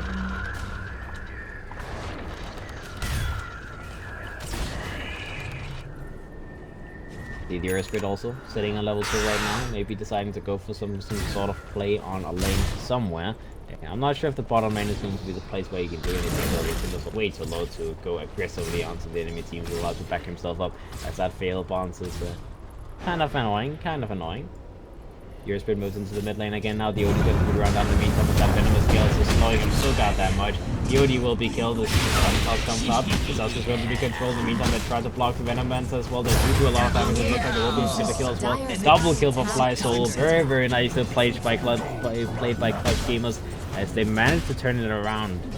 The OD might have been run down, might have been killed, but they at least make sure that the Venomancer dies this time, as he was getting a little bit out of hand, but now it's going to be under control. Rubik pretty much picks up Arcane Boots in that fight as he gets both of the kills. Euroscope gets a lot of experience as well, and well, very, very nicely done. Bogarina on the Centaur, he is almost level 5 hit here in the top lane, so he is getting close towards that stampede point of the game, but it's a slow road. He's 500 gold ahead of the Timbers as well, so as long as he can continue this, then he's going to be in a good position. They don't really have the best lane to deal with him either. I mean, sure, the lifesteal could run him down, but he's actually going for Midas. So if he goes for Midas on the lifesteal, that means that his laning tools is pretty much non-existent. He doesn't have his face boots, doesn't have an Alpha Venom, so he doesn't actually do anything against the Centaur. This is why the Centaur is getting so much out of the lane, because the lifesteal wants to be greedy. Not sure if that's a good idea, but it's an idea. I mean, I guess he's like, I need net worth to be able to play this game, to be able to play against a Terrorblade. Otherwise, I will not be able to farm at the same speed as a Terrorblade. And he might be right, but it just feels very greedy. And I mean, OD is also a hero that is known for building Midas. So if they build 2 Midases with a Timbersaw off lane, that might just be a little bit too much in the greedy part game, but let's see if it works out. Got it. Timbersaw so far now here down bottom. The Earthspirit is helping him out a little bit. He doesn't have any active stacks on the reactive, so he's not really regening up that much. He needs to tank some creeps to be able to get that, but I guess he will just go into the jungle, perhaps maybe go back and completely get his Arcane Boost up and running. Looks like he's going to go all the way back to base, but at least he's going to get his level 6 at a reasonable time. Stampede is available on the Centaur in the meantime.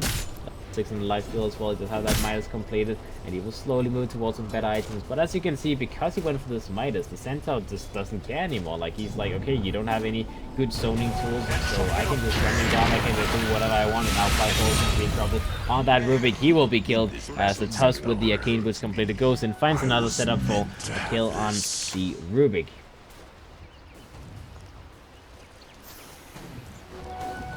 Alright, let's see the net worthy right now. RRQ, they are about 2,000 gold ahead. The Venomance in the mid lane working towards his threats this game. Achilles completed already with a 1 on top of that. Not going for Midas just yet, but I mean, Midas should be the item to go for on Venomancer though, as this hero just gets so many levels if you have a Midas. It's like a Tusk. These two heroes, they have so much experience gained at the level 10 talents. 40% on the Tusk and 30% on the Venomancer. That is an insane amount of experience, especially as a mid hero, because you get a lot of experience as a mid hero.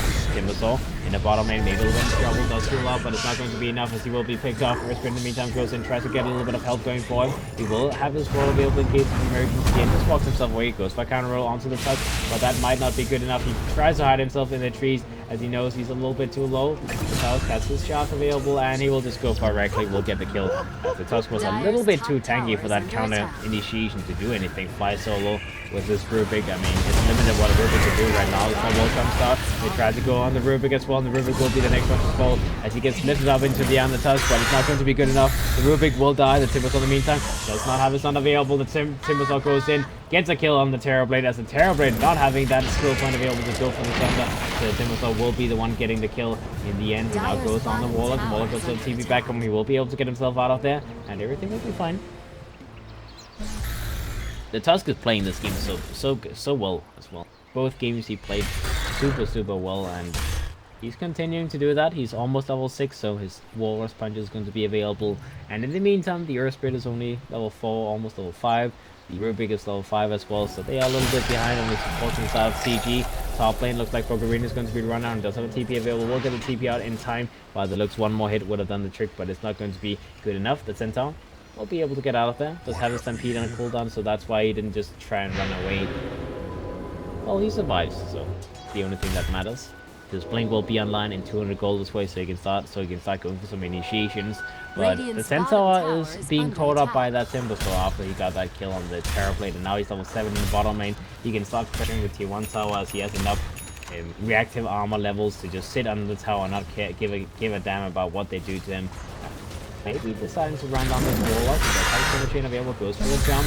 Rolling Death comes out as well. The Chakra comes out. Looks like the Warlock is going to take a lot of damage. It goes for the self heal. In the meantime, the Tusk as well. The Venomancer makes the rotation here. And, well, knowing that the Venomancer is here as well, he's going to get himself the hell out of there. Stampede comes out trying to initiate on him, but it's not going to be good enough. I'm not sure what that plan was. The Timbersaw will be more than fine. He just finishes up these creeps under the shrine, and, you know, everything is good to go.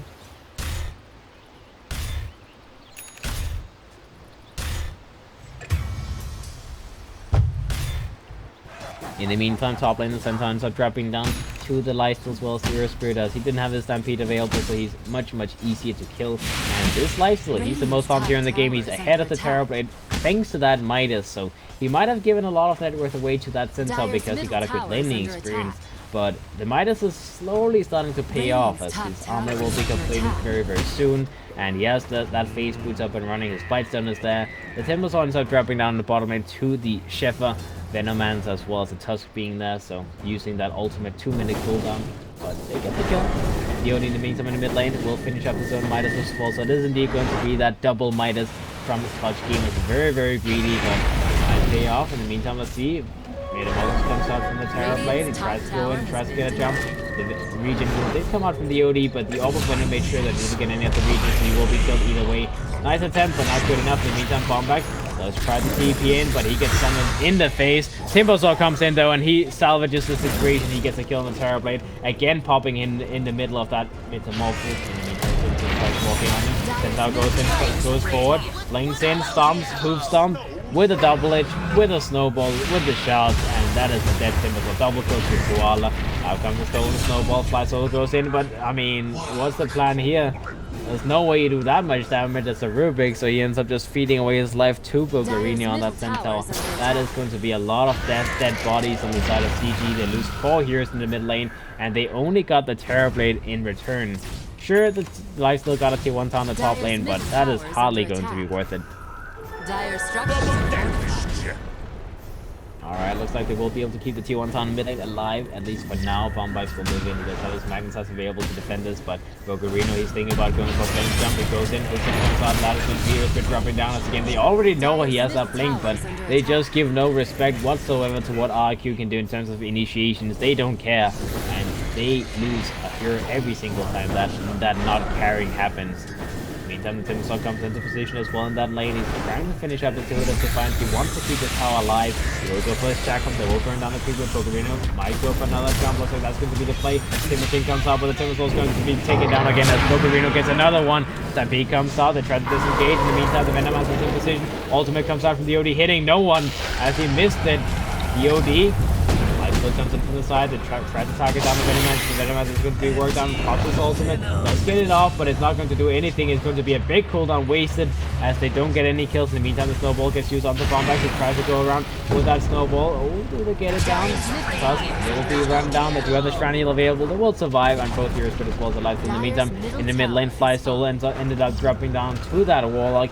The Centaur still survived, and I don't know if that's worth it for anyone. I guess it's Clutch Gamers that wins this little trade-off, but again, it just feels like Clutch Gamers, they're playing so clowny in this early game. Like the Timbersaw goes in, defends the tower. They just saw the Centaur blink in and kill someone. He goes in. He might have survived a little bit, but he walks, instead of walking this way, he walks this way, tries to Timber Chain over, ends up dropping down to the Centaur as well. And now mid lane, or well, top lane that is. The Centaur dies to the Timbersaw. They try to go on the Centaur as well. He does have the Thunder available. They need to be careful. They need to kill him very quickly. He does have the Thunder available. He doesn't get it off. He goes for the Thunder on the Timbersaw. Looks like the Timbersaw is going to be in trouble. He will be picked off. Oh, still alive. The illusion not quite doing enough damage to actually kill him. And, well, the Terrorblade doesn't get the kill on Timbersaw, but here comes the Tusk. Goes for the snowball, uppercut is available, and that is a big pig as the Tusk every single time, the right place, the right time, gets the kills. Alrighty, 18 for 9 so far. The Tusk will have his blink up momentarily as that little solo kill helped his net worth gain very much. The Centaur is going for that Hood of Defiance. Next will help that up soon enough. The Venomancer with the Dragonlance completed, so he's cranked up slowly and extra attack range and whatnot. Bombice goes in on the Earth Bridge, goes to them in fast play. The Venomancer is going to be worked on. Snowball comes up, he's using the life now. Bombax does go for a little bit of damage with that Magnetize, but the lifesteal, he decides that he just has to back himself up. He doesn't want to fight against that Venomancer as the slows, the ultimate, all of that good stuff is just too scary to fight into, even though the Venomancer is also still on cooldown, but I guess it didn't really time the spell, so they don't know if it's up or not. Lightfield does have his armor completed now. He's working towards the Desolate on top of that. Has one of the Mythical hammers completed, so around 18 minutes is going to be a good time for that Desolate to be completed, and he is still more found than the Terrorblade, so that Midas is continuing to do work. The OD is ahead of the Venomancer as well, courtesy of that Midas that he completed. So just having Midas keeps clutch gamers in this game, as that is the only reason RRQ is not having a much bigger lead than they have right now. If the Venomancer obviously not having a Midas, the Terrorblade just having standard items, rushing a Mantis Doll. He has the Mantis Doll completed now. Very good timing for him to have that. Dragon Lance will be his next item. The Centaur does have his Blink up and running.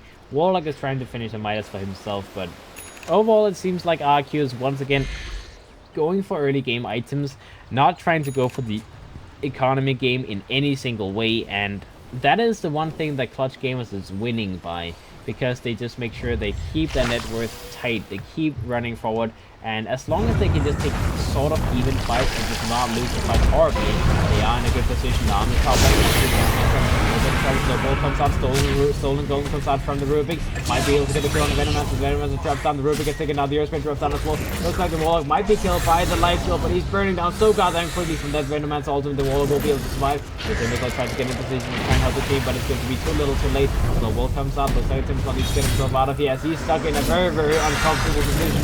Needs to use his Timber Machine to get a little bit further away. Wallendeath comes out, he gets the Timber Machine away, but he's being run down. The Reflection is keeping him controlled. He gets another chain away. Looks like he finally gets out of the grasp of RRQ, but it is still a 3-for-1 trade-off. The T2 town on the top lane will be taken down, as well as RRQ. They will win another small fight.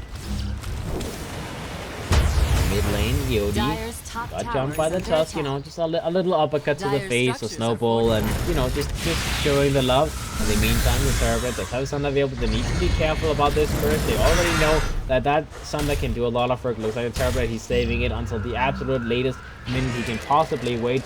The Warlock might be the one they have to go for. In the meantime, Timbersaw is trying to get a little bit closer. Pushing forward. Centaur is going to be worked out. They go for the Centaur instead, as he does have his thing available. But no, the Timber Machine will not be able to do more damage to him. He tries to go for CPR, but they see him. Their Boulder Smash is going to be on point, and they get the kill on the Centaur, at least getting the offlane hero killed. Nicely played there by the Earth Spirit. He even tried to like be a little bit fancy about his playing. He went this way and then he just blinked up straight up here, and the Earth Spirit was like, roll, kick, nope, not happening. Alright. The Earth Spirit is like, okay, you know, in some cases we see a lot of Earth Spirits liking to go for Midas as well. But he will go for Blink Rush this game. I mean, I guess he kind of feels the point where it's maybe a little bit overkill if we get 3 Midases this game. There's a limit to how crazy you can go on the side of CG. Or at least I think there's a limit, but they keep kind of proving me wrong. As the Lifesteal does have the Desolate completed now, the OD does have his 4-staff minus Tread. Moving towards the Shiva's Garden Nexus. I mean, you might want to try and actually upgrade your 4-staff to a Pike first, but Shiva's Guard, well, not a bad follow-up item. Blink might be a little bit better first, but looks like he wants to get some good stats as early as possible. The Timbersaw does have that Hood of Defiance completely moving towards his Bloodstone next. That will take him a little while before that can play. Good, a little bit of trouble. Death Bomb comes out from the Lifesteal. He goes for TP back home. He will be able to survive. No.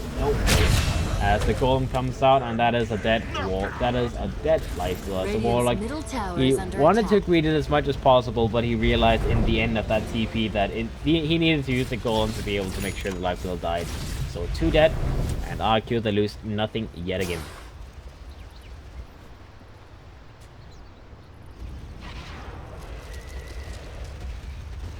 Dire's middle tower is under attack.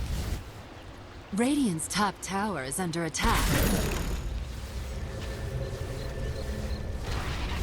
Go! Dire's middle tower is falling. Alright, Timbersaw dead instantly, no, Astral comes out, keeps him alive for the moment, but that Venoman's ultimate is going to do a lot of damage when the Timber Chain comes out. He is still going to survive courtesy of his Hood of Defiance. Looks like he might be able to survive through that ultimate, but he is burning so low. In the meantime, the OD goes in, goes for the ultimate, gets a kill on the Venomancer. He needs to get the Astral off of himself, but he gets hit by the Tusk in the meantime. Slow Astral comes out. Big is dead on the side of CG. In the meantime, they get a 3-man silence off, as the AD might be able to survive, but nope. Tusk will make sure that never happens. Fiercer will be the next one to fall. The Timbersaw goes in from the silence. Let's have that lifesteal available. The Centaur goes in, goes for a jump, but the lifesteal comes out, gets a kill on that Centaur, and that is going to be the shrine being used. They keep themselves alive. The Timbersaw goes in, but maybe a little bit too deep as they're being healed by that shrine, so they cannot go for that kill in the end. 3 for 2. Maybe not the best fight in the world, but I think that was actually a decent fight for CG, as yeah, it was a decent fight. Kind of even fight. Net worth wise, it was even trading. The Terrorblade still being alive is a little bit annoying, but he is very, very fat at this point. He's the most farmed here in the game. 1,000 gold ahead of the Lifesteal, moving towards his BKB next. The Warlock does have that Midas up and running as well, moving towards his Academics next. The Venomancer being killed every single fight. That is one thing that is kind of a troublesome thing, because his experience is not that far ahead compared to having a 30% experience gain. His net worth is not that great as well. 7,000 net worth, actually behind of the Timbersaw. So they need to try and focus on this Venomancer getting something more out of the game. He's going for BKB next so he can survive a little bit easier. But it's all about getting that Academics in the end as a Venomancer. The Tusk playing this game very nicely. Blink, Medallion completely almost a solo quest as well. The Centaur is moving towards an Academics at the next on top of that Hood of Defiance, but it will take him a little while to complete. The Terrorblade actually decided to not go for the BKB in the end and just wants to go straight for the Scotty. Makes sense as well. You just need greedy on the Terrorblade. They don't have that many stuns inside of CG. They only really have the lift as well as the Earth Spirit's stuns, so you don't really have to go for BKB.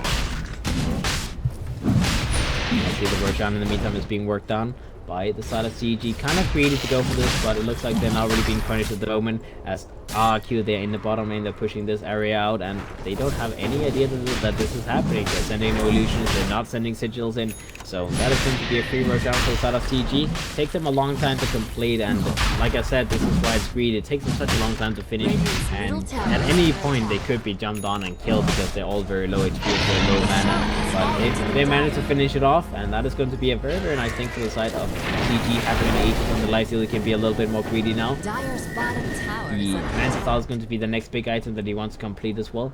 They have the Midases ready to go. The AD does have that Hurricane fight completed. He has almost 2,000 gold, so he can go for Blink or the Sheetless God very, very soon. In the meantime, Centaur gets a stomp on that Earth Spirit hiding behind the trees, but I mean that's the slightest price you have to pay. They lose a tier 2 on the bottom lane. That's the trade-off for the for getting Roshan, and losing the Earth Spirit rather than losing someone more important in the mid lane. I mean, you know, whatever, right?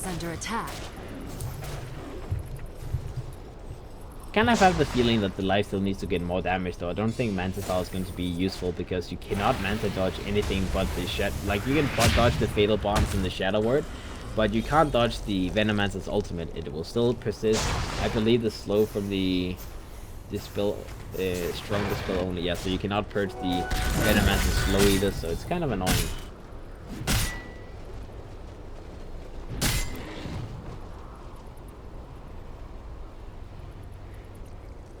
Kind of annoying.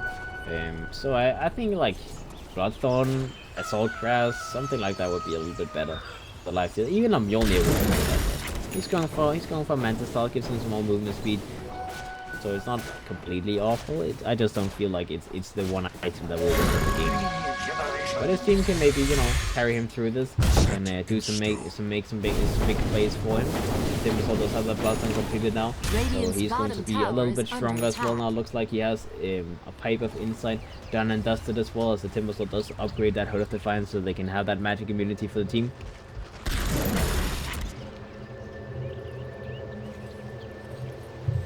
Alright, real good. Aether Lens is completed. Kind of interesting item, but I guess, you know, Fly Solo's life is pretty much just sitting in the back lines and hoping that he can survive. He kind of needs to be alive in the fights as well, because that null field is super important. As long as he's alive, he takes away 1/5 of the damage. Well, when it's maxed, he takes 1/5 of the damage away from the Venomancer's ult. But the second he dies, the null field disappears, so he needs to try and keep himself alive. So like Aether Lens is okay. He can sit behind, still use his spells aggressively, and the next item would be like a Glimmer Cape, so you can get that defensive side of things. Alright, the Lifesteal did change his build in the end. He's now having a Basher in hand, so I like that a lot more. Maybe the Mjolnir would have been better, but a Basher is good. Not a bad item. In most cases, you know which one is the real Terrorblade anyways, so having an Abyssal Blade is a good idea. I mean, it's only the Mantis style illusions that you can't tell which one is which, but the actual illusions that he has, you know exactly who is who. It's not that hard to focus the real one. The OD, almost enough gold for BKB, so no Shiva's God Gate this time around. Also a good decision from him, as they may not be able to purge away the ultimate from the Venomancer, but while they are magic immune, they don't take any damage from it at least. So the Rage obviously blocking the damage, the BKB will block the damage, the Pipe from the Timbersaw will block a lot of the damage as well. So they do have the items to deal with this Venomancer, and the Venomancer is, well, he does have an action, so until that happens, he's not going to be that scary. Stampede comes up in the mid lane, trying to just disengage. And make sure they don't lose any heroes in the mid lane. They didn't really get anything out of it though, so some big things being killed on the clock. PG, they want to go for another push. They stole the Venomancer's Plague Walls as well, so the Rubik will start spreading the cans out everywhere, and he does also get the current level of the poison still with it, so that's a pretty nice grab. So goes for Snowball, brings in the Venomancer, goes aggressively, starts going, the Warlock comes out for Fatal Bounce, covers out the OD, pauses BKB, will be able to be alive for now. The Venomancer pauses BKB as well. In the meantime, the Lifesteal loses his first life. That is going to be the Aegis pop, but the Venomancer already used its ultimate. The Lifesteal goes back in, focuses on the Venomancer. The Venomancer gets taken down. The Lifesteal might die here. The Terrorblade, putting a Snowball. Thunder comes out. He keeps himself alive on that Timbersaw. Very nice use of the Snowball, making sure he gets the kills and doesn't die on that Terrorblade. In the meantime, the Lifesteal comes up for the round 2. He needs to fight up against this Terrorblade, but not happening. The Metamorphosis gives him a little bit too much damage, and the Lifesteal will be killed as well. Alright, that is 4 dead on the side of CG, and they only got 2 kills. Keep in mind they lost the Lifesteal twice with the Aegis, so if he didn't have the Aegis, like, the first life ended very, very quickly courtesy of the Poison Nova. So the second life was maybe a little bit difficult, but only a little bit. And the Terrorblade will have the Scotty completed now, so that is going to be much, much easier to deal with the Lifesteal as well as the OD, as this hero does counter the Lifesteal anyways, so the more items he gets, the more troublesome it's going to be for CG to close things out. The Warlock will have his Academic Scepter momentarily, as he only needs 1000 more gold to finish that. The Venomancer, well, he's the one who died in the last fight, so his axe is going to be delayed again, but it's one of the small things. The Centaur moving closer to his own Academic Scepter as well, so the triple axe timing of RRQ is going to be insane. Delete that, not tripled, it's going to be a quadro axe timing, as the Tusk is moving for an axe as well, so you can get a Walrus kick on top of his Walrus punch. Why not? I'm not sure, does the Walrus kick go through BKB? If it goes through BKB, it's an amazing item, because then you can kick away the Lifesteal, or kick away the yeah, you can just kick away the Lifesteal whenever he gets he goes in close with his rage and tries to be a hero, tries to be annoying. I would like that.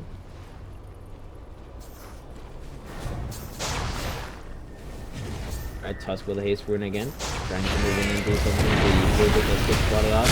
Golden Tusk comes out, but not actually hitting onto anyone. The Silence comes on the Tusk, but he's still going to be taken down on Fly Solo's Rubik. TP comes out on the Earth, but in the meantime making sure that he doesn't get killed himself. But they lost the Rubik again. And I mean, you know, this Earth Spirit and the Rubik, they are very poor this game. They are together they are having less net worth than the Warlock, which is the lowest farmed here on the side of RRQ, so that kind of goes to show what is happening inside of RRQ. The Tusk having insane amounts of farm on this guy, only needing 2000 more gold for his own Academic Scepter. And let's see, CG still 4000 net worth behind. I mean, they're never really dropping to the point where it's like a 10k net worth lead inside of RRQ.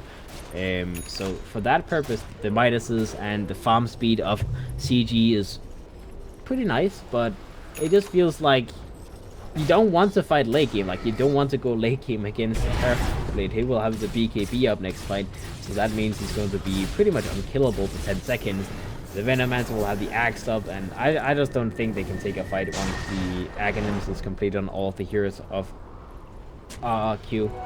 Timbersaw is trying to work towards his own Aghanim Scepter, so he gets the double. Whoops, sorry. So he gets a double chakram for the fights as well. The OD moving towards the Hex, so a little bit of control. But again, that relies on you getting a jump before they pop the BKBs. Lifesteal moving towards the full Abyssal Blade. We'll have that up soon enough. I'm trying to find some creeps to Midas as well as the Midas value, guys. The Midas value. Find that creep quick. Find that creep.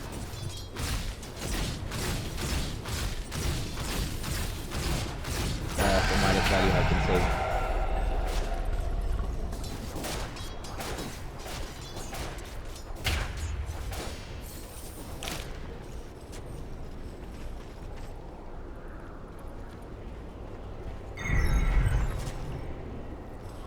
I would like to see like a graph where you can see how much gold they got from each, like from creeps and like Midases. I'm sure like if you take away the impact of the Midas this game, the lifesteal would be about 10k net worth, maybe 11k, and the OD would be like down to where the Venomancer is right. That's the only reason they're still kind of in the game. And well, RRQ, they have their own Midas on the Warlock, so that is obviously why he's getting a decent amount of farm on the support here. And the Venomancer, he's getting after, you know, he's focusing on farming at the moment. He's level 21, so he does also do a lot more damage than before, having plus 75 damage, 200 HP, all that good stuff. So he can do a lot of work. The Centaur does have his own Aghanim Scepter completed now, so the 50% damage reduction with Stampede is going to be useful. The Tusk, well, you know, slow steps. Venomancers will be up in 300 gold, and I believe the Warlock just finished his own Aghanim Scepter as well, so that Quattro Aghanims is going to be very, very painful. The BKB's up on the Terrorblade as well, so they are very much ready to take a fight on the side of RRQ. CG, I don't know, man. I don't know how they can defend this. The Timbersaw still 500 gold away from his own Aghanim Scepter. That axe is probably one of the best axes in terms of defending high ground, because you can double chakram the waves and kill every single creep wave before they even get close to the high ground, which is very nice. But he does need to complete it, which takes him a couple more minutes. The Rubik doesn't really have any scaling going for him. The Earthquake just picked up that blink, which is kind of late. I mean, 32 minutes into the game, pick up your blink is definitely not the time you want to have it. Let's see, the Timbersaw finally finishes up that Aghanim Scepter, so some more damage comes out there. The Abyssal Blade is up on the lifesteal, moving towards an Assault Crash next. They're trying to finish off all of these goddamn illusions that is being sent up by the Terrorblade. And the Terrorblade in the meantime is trying to finish up Roshanna's. They're just sitting in the pit with the Terrorblade as well as the Tusk. The first Essential slowing Roshan's attack speed. The Solar Crest makes it a lot easier to finish it off, and it's like the most no risk Roshan attempt that you have ever seen. CG in the meantime, they're trying to go in and contest this. They need to be quick though. There's only 2,000 HP left. The Timbersaw goes in, looks like jump, got out the situation, and looks like Timbersaw will be killed straight away. As that is a lot of damage. Nope, he's actually surviving, gets himself away with that Timbersaw now. They're looking at the Earthquake with the first 2-1, dropping down. Timbersaw is dropping down very low, trying to get that Venoman's ultimate low. They need to be careful. Terrorblade gets his gun off on the lifesteal. All of this is painful as the lifesteal will be killed. Yodi will be killed. 2 more dead on the side of CG as they might get the pop on that Terrorblade. He picks up the Aegis. He drops down afterwards, but that is still going to be the smallest possible payoff you can imagine from CG's attempt there. They lose 4 heroes and they don't get any valuable kill. Regeneration. They did get the last hit on the Roshanna at the very least, but I mean, I'm sure that's not worth it. Not worth it. See? RRQ, they jump in with the Tusk. They try to stun the Timbersaw. In the meantime, the Rax is going to be worked on. The CG lineup is still dead. Ruby does have a buyback available, but the lifesteal is still down for 30 seconds. The Timbersaw is doing his very best at pushing out these two waves. They don't have any BKBs on the side of RRQ for the next 10-15 seconds. So they might need to be a little bit careful, but they want to take the Rax and they want to take them now. Let's see, can the defense come up from the side of CG once again? They've done this before. The first game was pretty much like this, where RRQ tried to push high ground, but they got pushed back. Let's see if CG can manage to pull off another miracle. The Metarax is going to be worked on. Very, very close to dropping. Lift comes up on that Terrorblade. They do have a silence available. The Stone Tusk comes out. The Looks like Terrorblade might actually be taken down here. Oh, the BKB gets called. The Thunder comes on the Timbersaw, and the Timbersaw is going to be taken down. Very, very nice turnaround from the side of RRQ, barely keeping that Terrorblade alive. Fly Solo gets killed on the Rubik as well. That is going to be one set of Rax and potentially more. Manchester comes out from the lifesteal. Well, from the Terrorblade, keeping that lifesteal away from him, and well, the next set of Rax is going to be worked on. The lifesteal gets jumped on. Hooks comes up. He's going to be astral on by POD, keeping him alive for the moment. POD tries to do a little bit of fighting back onto the enemy team. The lifesteal comes out. BKB gets popped on the Venomancer, and that is going to be the end of this attempt again, as the BKBs didn't do that much on the side of CG. The OD needs to go in and defend this space, as there's 40 seconds to go before his ultimate is available. He needs a lot more intelligence. He needs one of the biggest Sanity's eclipses you can possibly imagine to be able to hold this high ground as well. We'll see. Balls came out from the side of RRQ in the meantime. I guess someone disconnected, but we'll see what happens in a moment.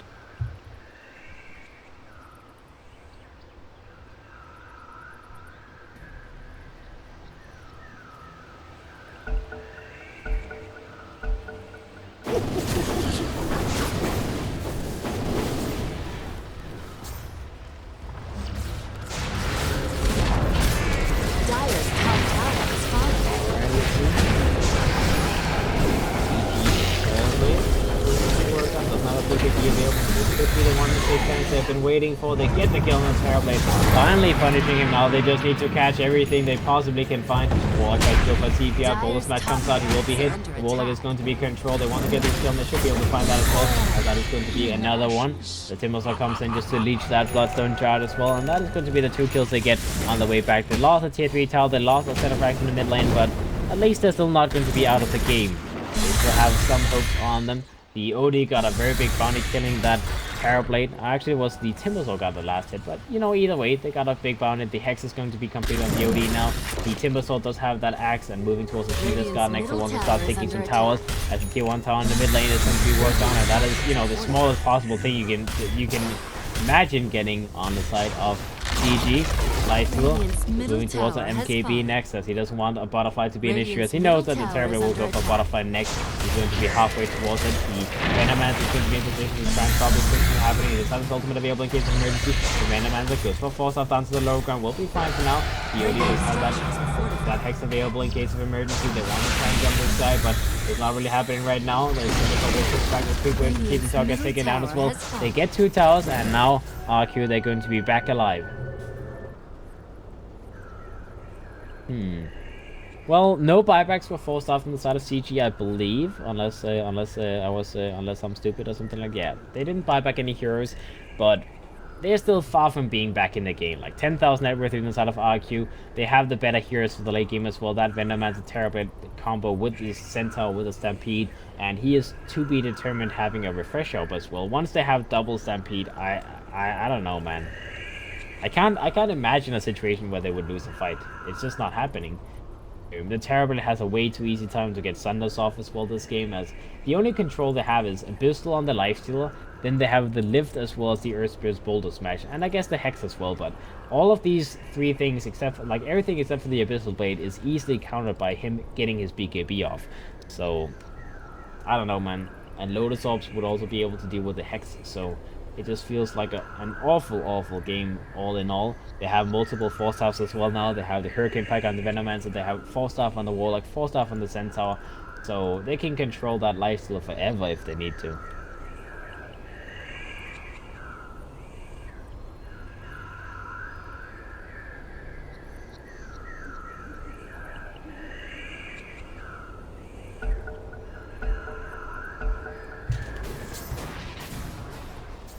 Alright, TP out.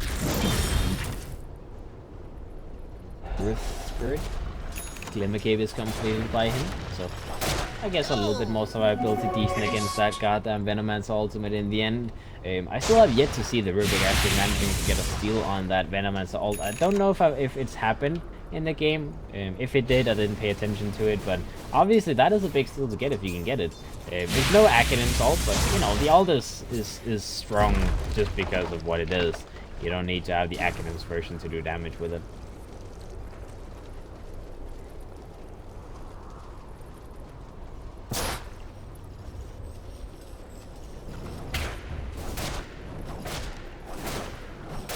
Radiant's bottom tower is under attack.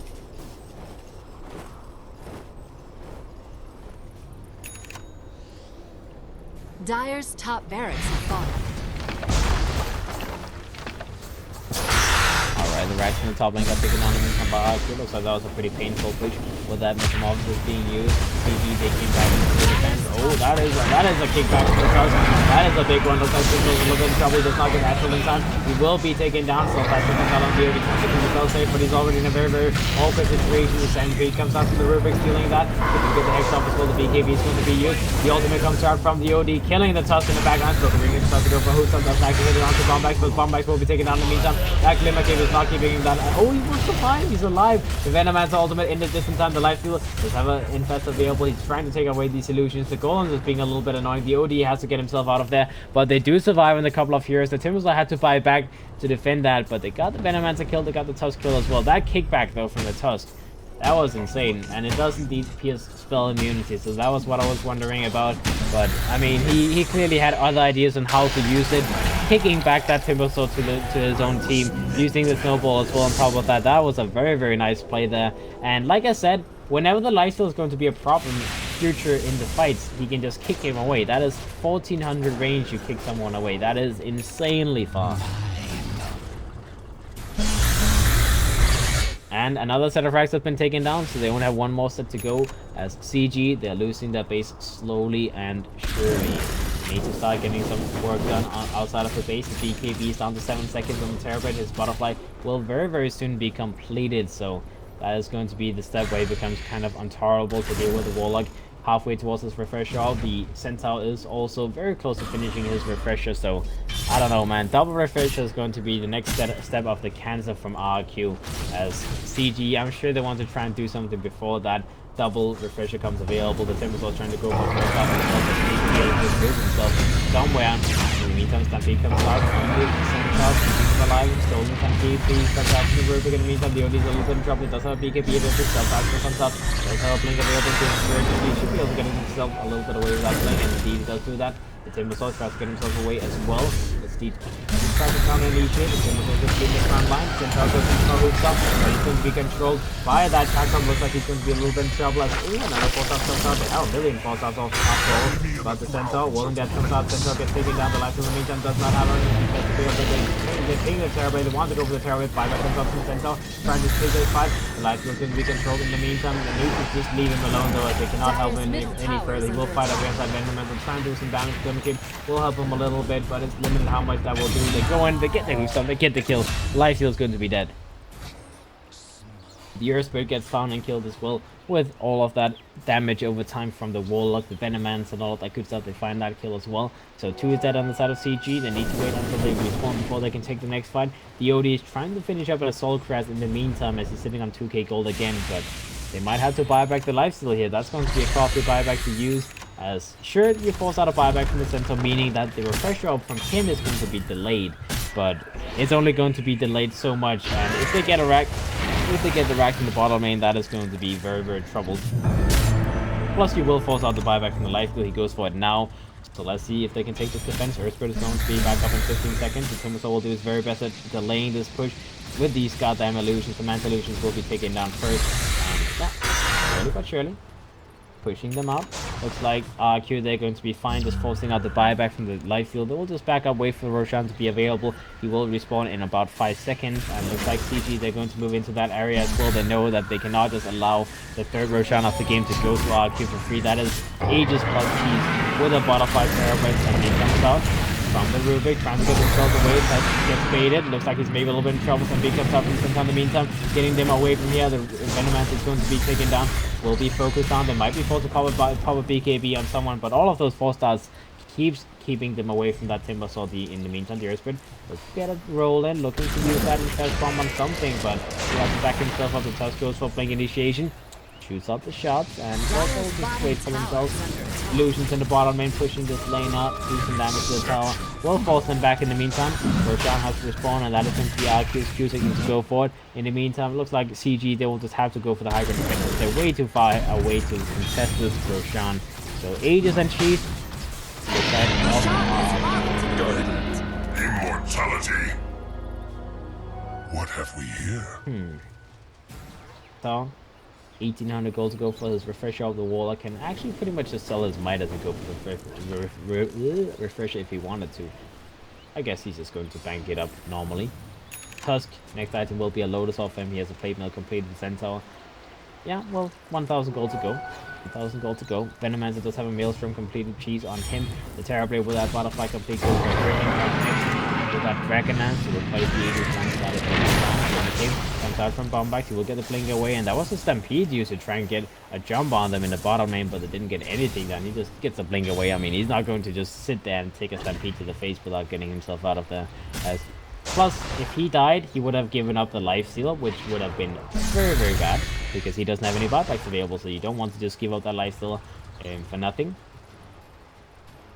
See, they're wrapping around, they're trying to find initiation. Can they get a jump on the Centaur? Looks like the Centaur gets a jump on them. They're the ones with the vision. Demon takes them out, and the open in time, then the Centaur goes in, tries to get those chakrams up to do some damage. He goes in aggressively, Michael gets the jump, pulls up back, Pike jumps out, the Venomancer gets control, get killed instantly. That's dead for 100 seconds, doesn't get a BKB off in time. The Terrorblade goes for his own BKB, will be able to live for now. Warlock gets killed in the backlines as well. They didn't get the goals off either. That's a life steal. We'll be fighting up against the support here. They tried to go for the Tusk in the background, so they'll be taking down the OD for help. The Terrorblade is going to be isolated. The Centaur will be the next one to be focused on. They focus on everyone but the Terrorblade first.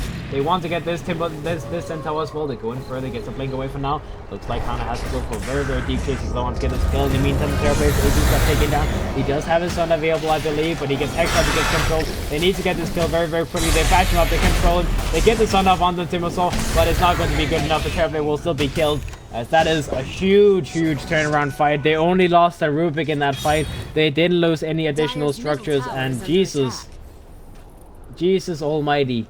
CG, what the hell? They get a jump, they get a quick kill on the Venomancer, not using that BKB instantly as the fight starts. He didn't get his ultimate off. That was the greediest possible play I've ever seen a Venomancer play. I mean, he got jumped by the Timbersaw, and then he's like, I don't want to use my BKB. Then he got hexed, and then he got killed, and he's like, whoops, guys. So that was not good. They lost the Warlock as well without any golems being used, so it was like the two biggest team fight ultimates on the side of RRQ that never got used in that fight, and that's, I don't know, man. I don't know what to say about that.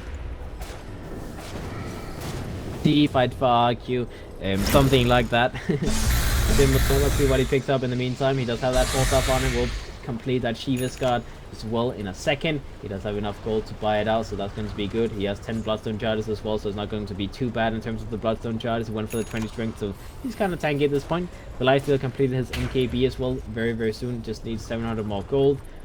Rubik has the blink available now. The Earth Spirit picked up a mechanism in that fight, moving towards a Guardian Grease pickup by the looks.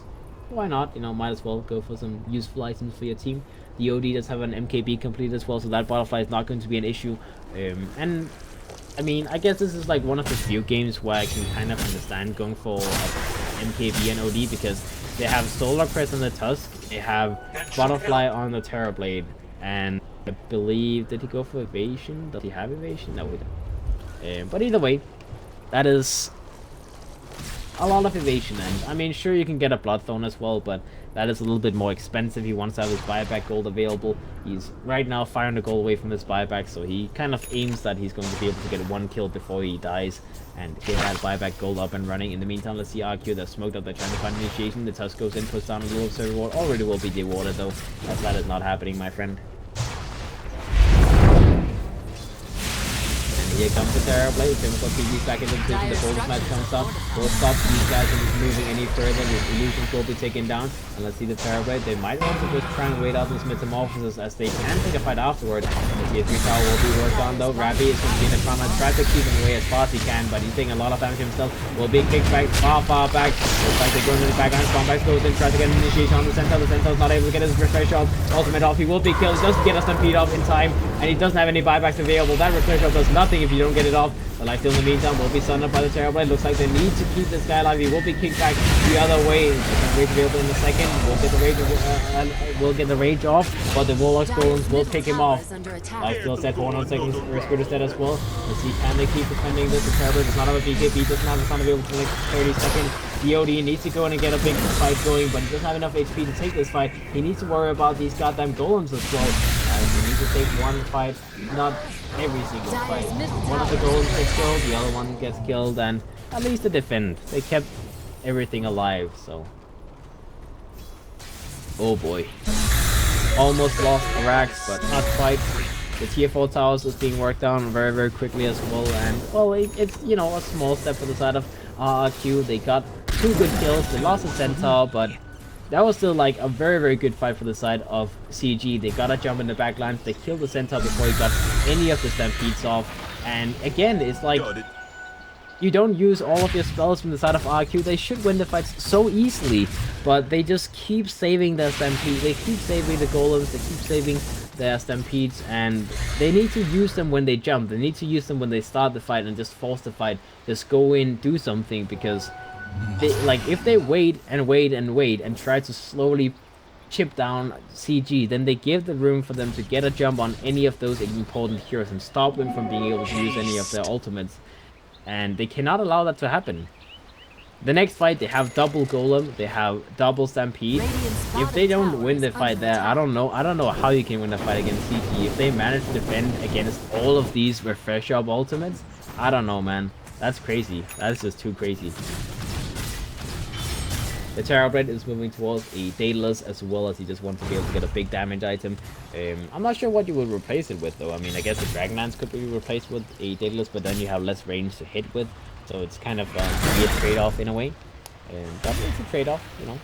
The Timbersaw is trying to work towards an all-swing cause. He wants to be able to use more spells, do more damage, be a little tankier. What else? Bombax. Well, moving towards an Acronym Scepter. Good defensive spell, of course.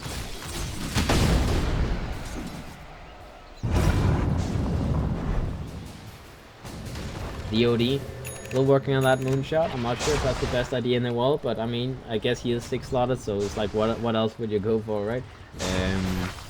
Replacing the blink, perhaps, with like a Venus guard or a refresh up, you have double ultimate would not be a bad idea.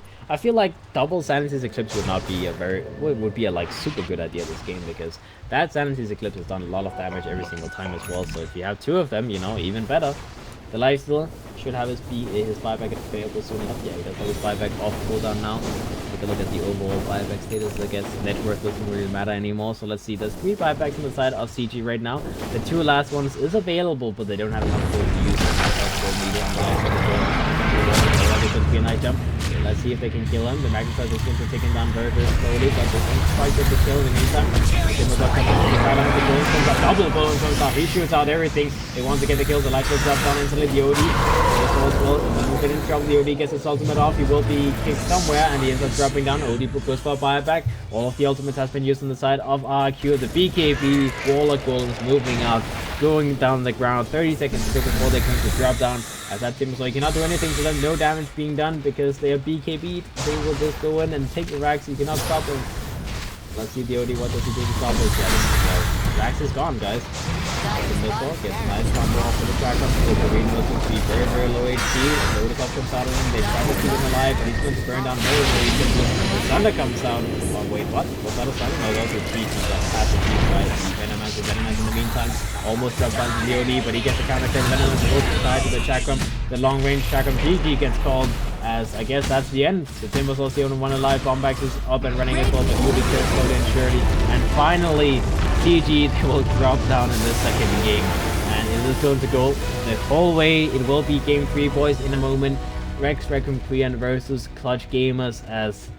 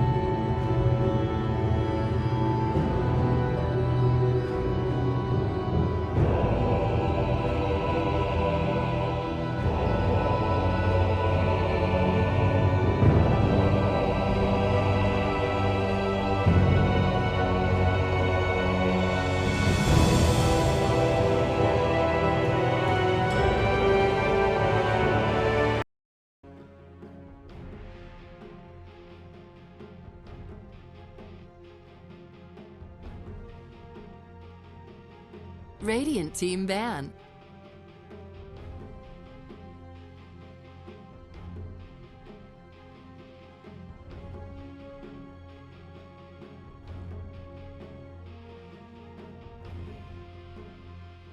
Ten seconds remaining. 5 seconds remaining. Reserve time.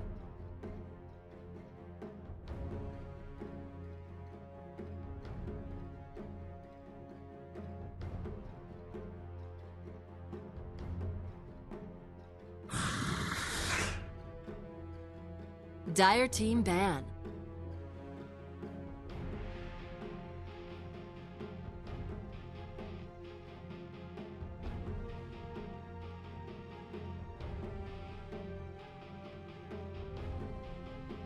Ten seconds remaining.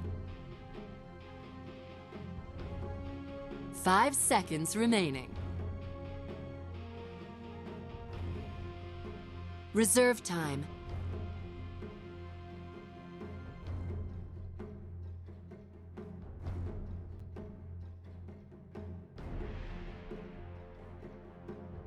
Radiant team pick.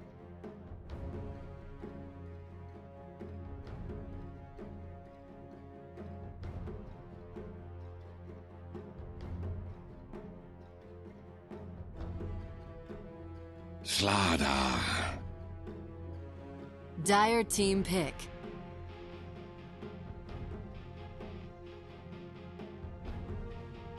Dire team pick.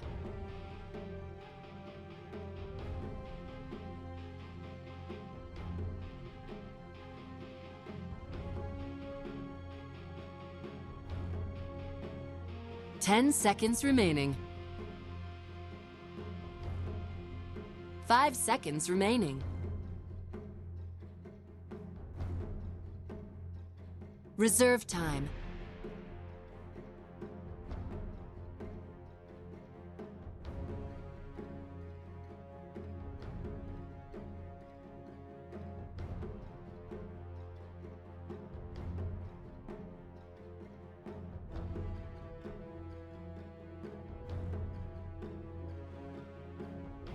Radiant team pick.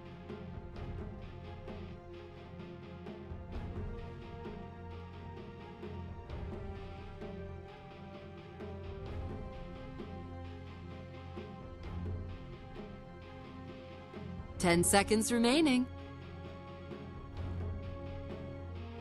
5 seconds remaining. Reserve time.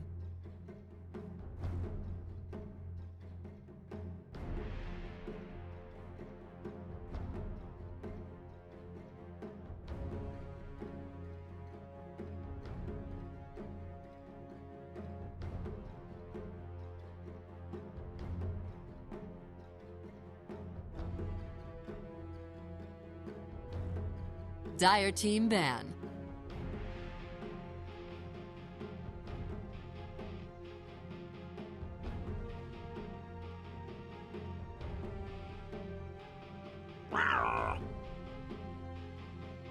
Radiant team ban.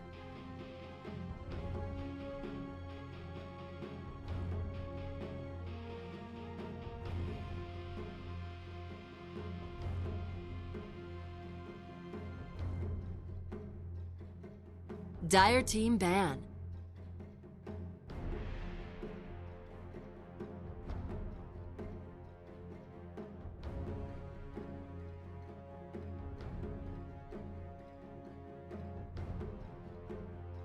Ten seconds remaining.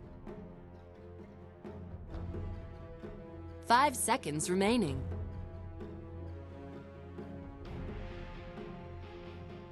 Reserve time.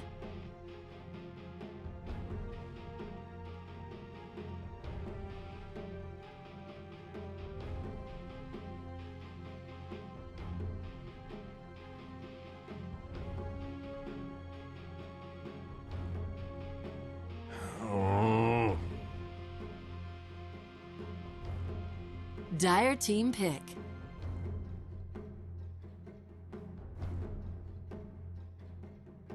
Radiant team pick.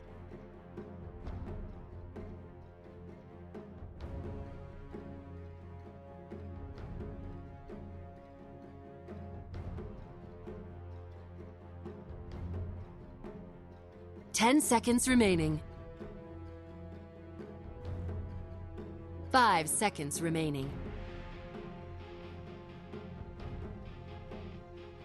Reserve time.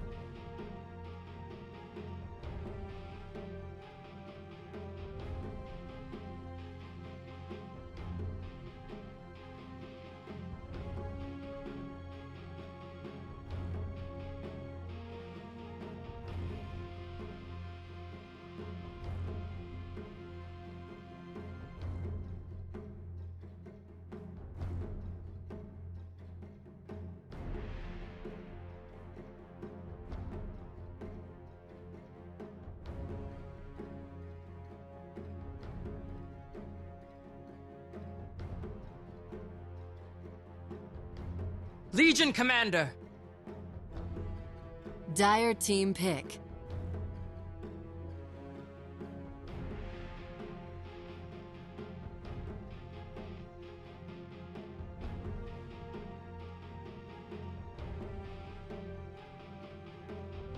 Ten seconds remaining. 5 seconds remaining. Radiant team pick.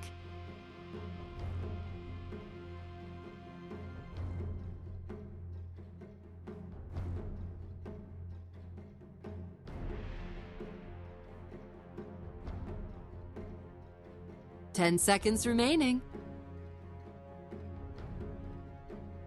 5 seconds remaining. Reserve time.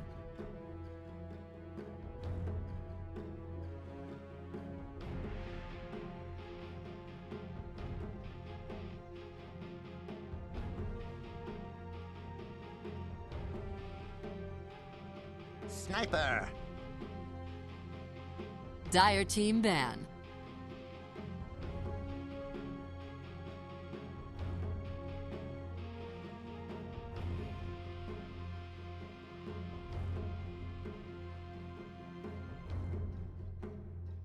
Ten seconds remaining. 5 seconds remaining. Reserve time.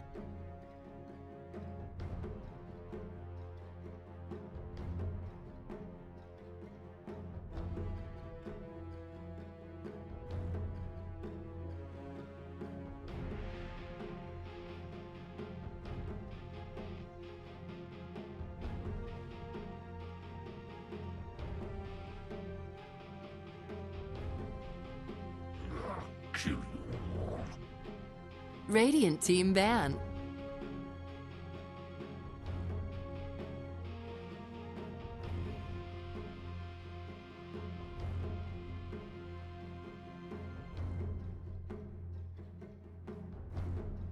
Ten seconds remaining. Radiant team pick.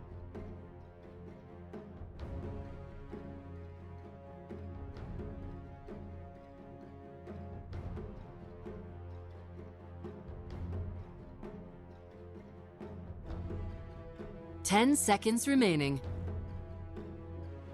Morphling. Dire team pick.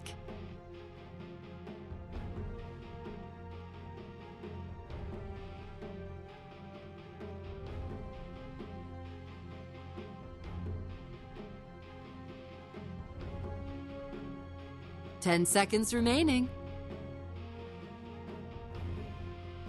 5 seconds remaining.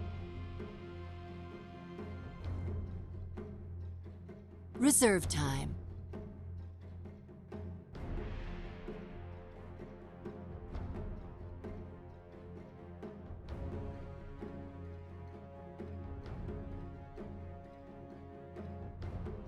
Invoker.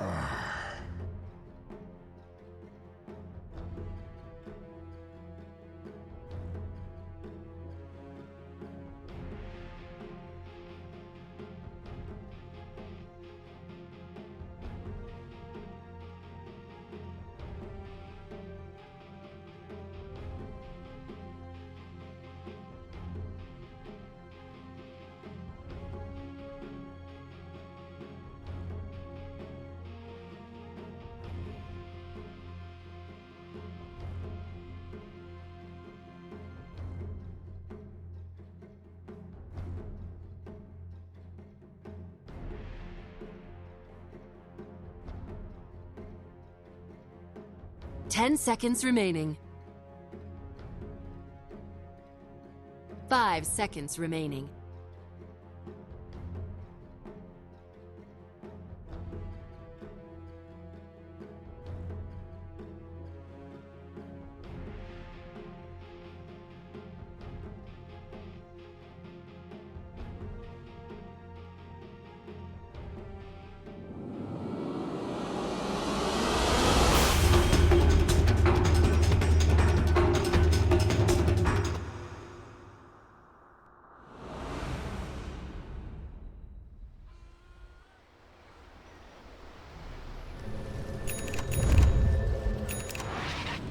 Alright, it is going to be the Venomancer who jungles. Prepare for Who gets battle. jungled by Koala. So since he doesn't have his Tusk, he's going to play something else, and he will go a little bit greedy this game, go for the jungle Mancer with an Iron Talon being purchased. In the meantime, we do have the Disruptor on the move, trying to get some decent vision out with that little Observer Ward. That was an Observer Ward placed in the first place by yeah, he placed an Observer Ward down in the bottom lane. Didn't actually, yeah, he blocked the small camp. Mid lane, he puts down an Observer Ward on the high ground, but the Slaughter, he sees that, he's like, okay, well, he put it down, so just take away that ward, make sure that he doesn't have that in the way. The Sniper should be the one picking up that little bit of gold, and well, yeah, he gets a sentry ward passed to him, so he's just being told where it is, and then he can use it in the laning stage. I like this. I like that move a lot. I feel like that's probably the wisest move. In some cases, you're just like, oh, there's a ward there, take it away. But he knows it's there. He can wait until the laning stage begins, and then he can get that value tango onto that ward instead of just dewarding it instantly. You might as well use it instead of the branch, so you get a good tango heal off. It's a good idea. The Legion Commander on the top end does have a sentry ward available as well, as in case he finds out where they have vision in the top area, but they don't have vision up here. It is the small camp bottom lane that has been blocked, so the Warlock will have to buy another sentry if he needs to take that away. In the meantime, top lane, they put down a little Observer Ward with the Legion Commander just to give up a little bit of vision, and let's see how the lane goes out. Morphling is going to be in the bottom lane with his, you know, standard 4 branches, 8 tangos kind of build, just a lot of region on the Morphling in the lane. The Warlock is also having additional region with a Shadow Word, of course. The Centaur will start up in the bottom lane with 8 tangos as well, so he's setting himself up to have a lot of region in lane. And well, he is playing against a Warlock who wants to spam that Shadow Word as much as possible, so it makes sense that you have a lot of region. They don't have any stuns in this lane though, so he can play very, very aggressively on Bocarino, as you know, as long as he has enough HP to survive TP into Shrine, he's going to be fine. And let's see from the mid lane, Sniper versus Invoker. Should be a fairly even matchup, but looks like Armel on the Sniper is going to be the one ahead right now. Maybe some lucky headshots or something like that, but he's having the better time at the moment. He did also get that value tank off, so he's been able to harass the Invoker a little bit, and as long as he continues getting farmed, that's going to be good. Shrapnel comes out, the Shadow go for kill on that Invoker. He goes for full snap in the meantime. He's going to be worked on Shrapnel number 2 comes out. The Invoker will be taken down. That is going to be the first boss, as Bombax survives, avoids the Sunstrike, and Armel will get the first kill on the Invoker. Nice rotation from the Slaughter. Top lane in the meantime, the Legion Commander is going to be barely level 2 in a moment, as he's maybe struggling a little bit, but he's going to be fine for now. We'll pick up his 4-man shield in a moment as well. Centaur bottom lane gets taken down by Fly Solar. For some reason, not careful enough to survive, moving towards that shrine to get the heal off. So do that on the side of RRQ. Not really the best second game in the world. The Slaughter in the meantime goes into the jungle, contests the Venomancer, and well, it's Venowar's level 1, so you can just hit them, get those last hits, get that farm up and running, and that is going to be almost a level 2 Slaughter, just on the back of hitting a lot of Venowars and getting that kill in the mid lane. So he does contest the Venomancer a little bit, stop him from farming, and this is what you want to do. Once he's level 3, so he has level 2 wards, it's going to be a little bit more difficult because they almost triple in HP. But level 1 wards is very, very easy to deal with. See though? Net worth-wise, Sniper ahead of the Invoker, actually doubling his last right now thanks to that first blood. Morphling and Lifesteal, even in terms of last, the Legion Commander is also a little bit ahead of the Centaur, so the Venomancer is the only one making a difference inside of RRQ as well. that kind of happens when you're in the jungle, I suppose. But let's see if it's going to be good enough. So far, there's CG that has 1,000 net worth lead. The Venomancer's being left alone right now. Bottom lane, they try to set up on the Centaur, potentially with the Warlock, but not right now. Invoker, in the meantime, in the mid lane, gets taken down by Armel and that Slaughter again as they get a secondary kill on him. So the Sniper is going to be off to a very, very good start. The Invoker, level 3, almost level 4, but Armel, you know, he's going to have a good time. Continues getting kills. The Slaughter is going to be moving into the enemy jungle again, maybe trying to leech a little bit of experience from this Venomancer. He knows he needs to try and stop this guy from getting an early level 6, and he will move in, he will start hitting those Venom walls, but this time they are a little bit too tanky, so he will just have to make do with leeching experience from this Slaughter and, well, or from this Venomancer, and he will be able to do that. He will definitely be able to do that. The Venomancer is like pinging like crazy. He's like, he's still there, he's still leeching my experience. Stop him, but there's kind of nothing you can do about it. The Venomancer will get level 4, but at the end of it.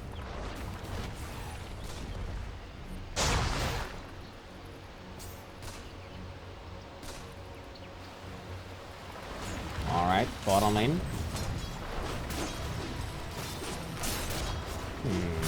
Let us see. Legion Commander level 3.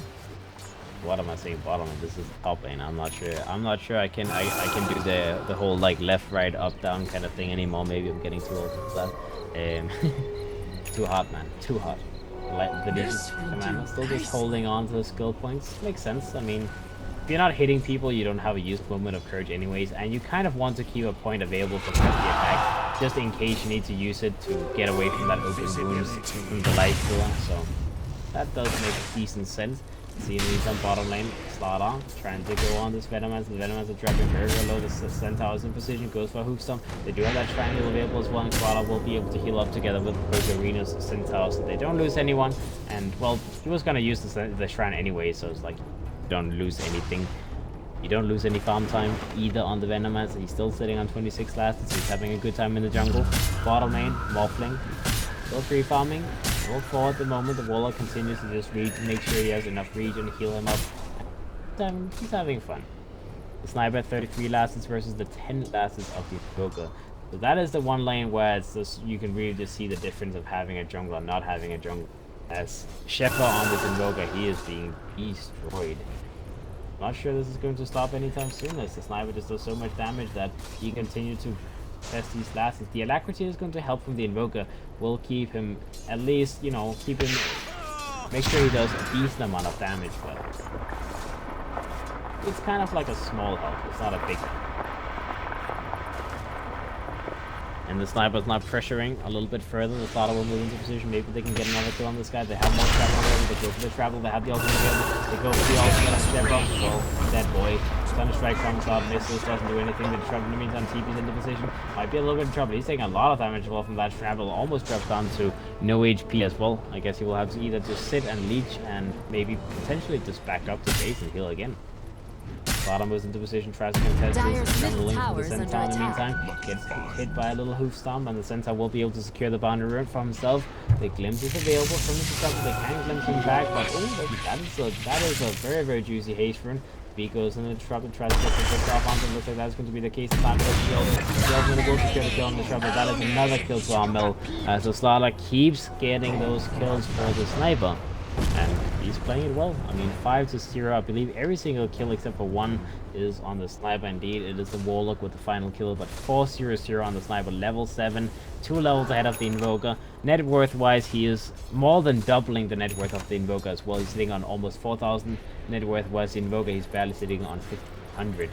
You know, boots and a null talisman is not a lot of net worth. He's having a healing salve as well, but that only helps him so much. The Legion Commander in the top lane will have his face boots complete in a moment. Level 6 as well, very, very soon. So start using the duels. Didn't really get too much help in the lane, so I guess it's kind of limited how much net worth he could buy with. He's actually like desperately trying to those face boots. That is like the most difficult possibly do. Buy face boots. There we go. Meanwhile, bottom lane, Warlock gets taken down as Arena with the Venomancer. They're helping him out, goes in. They will try to pressure this lane a little bit, as the Venomancer is now level 5, so he wants to use this early level advantage to do something. And okay, the Invoker in the meantime in the mid lane gets found and killed again by Armel, as some T-tools on me, missing 2 kills, but either way, trying to continue to do something. Dire's Bombacks will middle be sent tower back is with under that glimpse attack. from the Disruptor. Tries to maybe go in and find him again, as there's no reason for him to not run around. Bottom lane looks like Mothling is a little bit in trouble. Still alive though, does have a waveform available. Tries to get away from a little bit forward. He can use the waveform if he wants to, but he's a little bit low. He goes forward. Shadow Word is going to keep him alive. Sometimes comes out, will miss, and the Venomancer might be a little bit in trouble. So he'll get taken down by the Starter, and the Starter will get a double kill as he will bring both the Centaur as well as Koala on the Venomancer down. As that is a happy Starter, man. He's just roaming around, finding kill after kill after kill, and everything is working out for him. Everything is working out for him. He's level 5 at 80 minutes into the game, and as a support hero who's been roaming around and not getting that many bounty runes, this is a very good timing. He's sitting on 1k gold, so his blink should come up at a decent time this game if he keeps on finding these openings. Morphling in the bottom lane, rushing towards his Lincoln Sphere as per usual, sitting on level 6 right now. The Warlock is trying to leave a little bit just to get his own level 6, but not enough that it annoys the Morphling. Centaur going to be in position. The Starter is hiding himself in the trees right now, just trying to be a little bit annoying. Mid lane, the Sniper is going to be roamed down by the Venomancer from the sidelines. They might be able to go on him, but he gets pinged up. They know that he's there, and they will be able to go back with that Sniper. At least enough that he's not going to kill. He has a Dragonlance completed, so the reach of the Sniper is pretty damn far. He will walk the other way, will face boots himself up towards the top lane, and that is going to be the Venomancer. Turning around on, the Shrapnel comes out, looks like the Sniper may be able to get a kill on that Venomancer. Sunstrike comes up, doesn't actually do that much. In the meantime, will do some work. Invoker dies in the middle of that Shrapnel as the Starter came in, got the kill on the Invoker. 2P out comes up from the Sniper as he gets a kill on the Venomancer as well, and he will be fine. Still surviving, still managing to get kills. And this Sniper, I mean, I don't think you can do anything to him anymore. He's sitting on 5.5k net worth. Well, if you put together all the net worth of the Venomancer, the Centaur, and the Invoker, and the Disruptor, maybe, like he's pretty much sitting at the same amount of net worth. So that is how far ahead they are on the side of CG. So you should not try and kill this Sniper. He's maybe a little bit too far ahead, a little bit too tanky. That 1100 HP available. Centaur goes in the bottom and tries to get a kill on the Morphling. The Morphling drops on a little bit, but not enough to actually die, as he's still going to be healthy. That Shadow Word keeping him alive time after time again. They just can't break through him. Top lane, the Lightsaber will have his armor complete in a moment. The Legion Commander with face boots, Iron Talon, Poor Man Shield. He's just laning, he's just, getting lashes and whatnot. Armel gets another kill in mid lane with the help of the Starter. Looks like the Starter may be taken down here in the end as they rotate 4 heroes into the mid lane. Well, 3 including the Invoker, who is already here, and they do get a turnaround kill on the Starter, which is actually worth more than the kill on the Invoker at the moment, because the Invoker is a creep. He's sitting on 1500 net worth. He's still nowhere near the next item. Like, he had boots plus null talisman 5 minutes ago, and he has boots plus null talisman and a wand now. So rest in peace, Mr. Invoker-chan. This will do nicely. Rest in peace, Invoker-chan. Radiant's bottom tower is under Jumps on, he attack. does have the Stampede and cooldown for the next 25 seconds. Gets hit by that corrosive haze just so they have the vision of him. Will survive at the very least. The Slaughter is out leveling him. He's only 700 gold away from that blink, and let's see.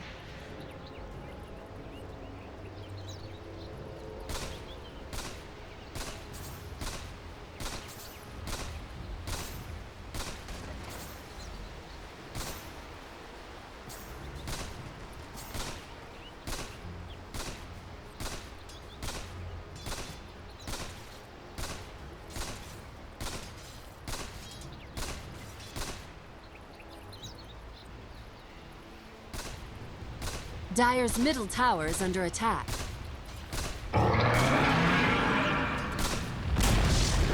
Dire's middle tower has fallen.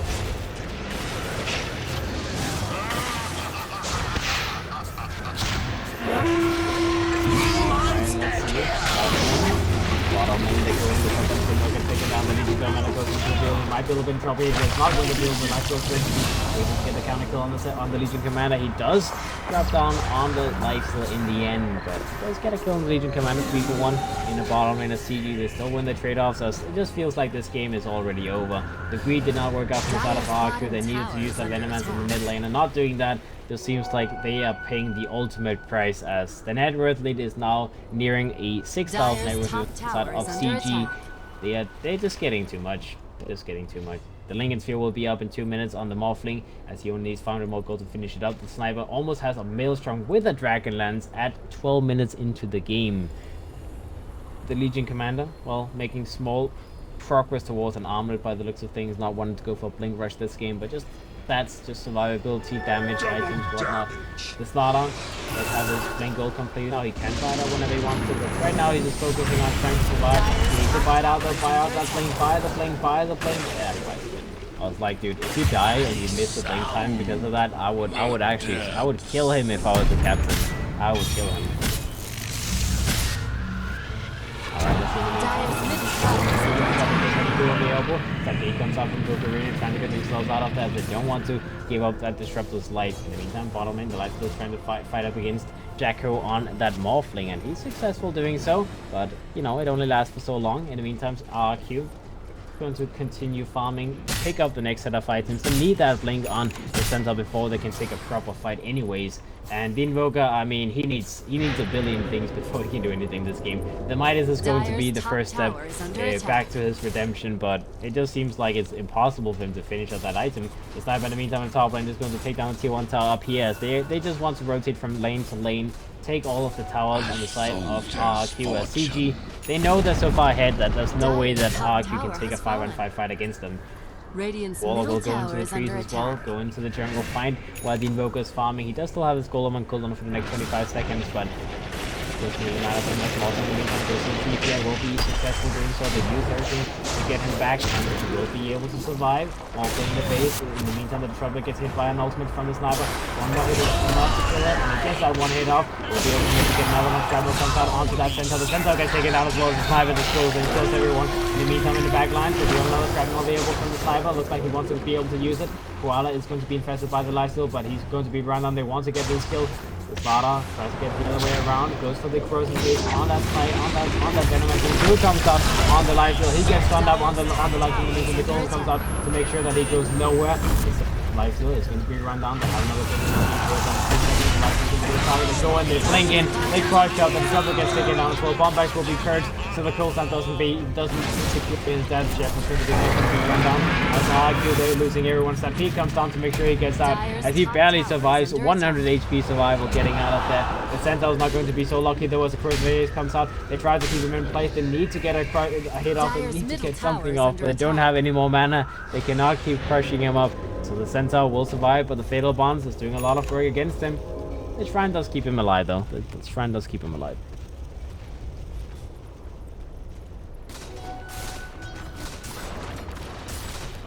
Dire's bottom tower is under attack.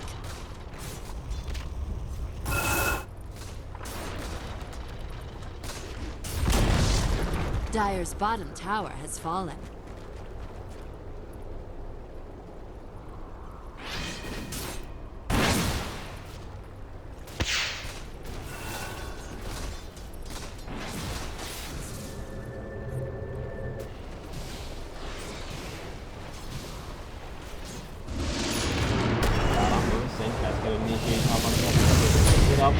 That's going to be taken down the Morphling.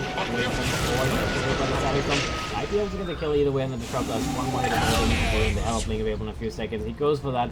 Maybe a little bit big to use the Morphling's Replicate to get that kill, but I guess he just wanted the last hit, so it's like, give it to me.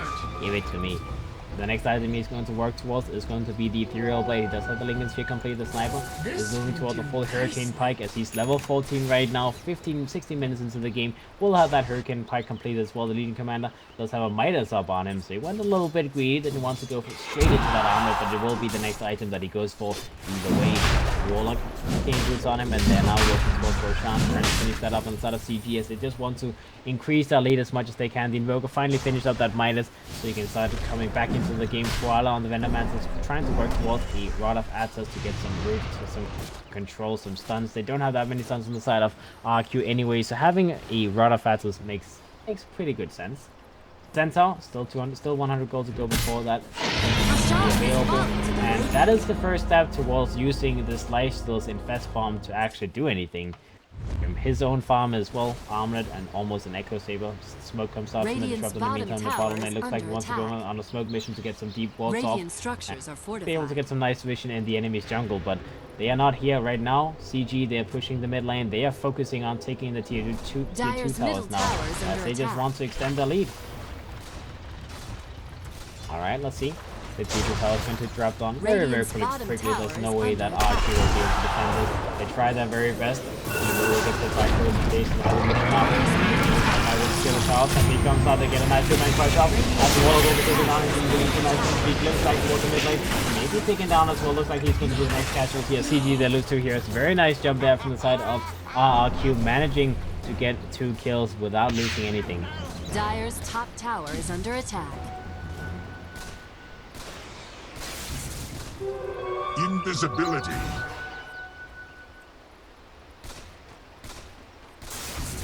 A lucky find.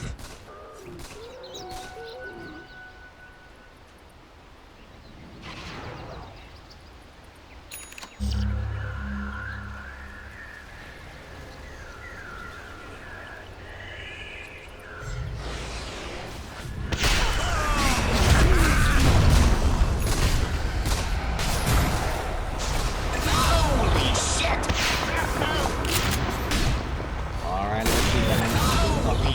Like to end up dropping down as well from CG, as that is another double kill to our Mel's sniper. Keep on bringing the pain. Legion Command in the meantime in the mid lane does have the armor flying out there now, so that is going to be a little bit more survivability for him. Should be very difficult to kill this guy now.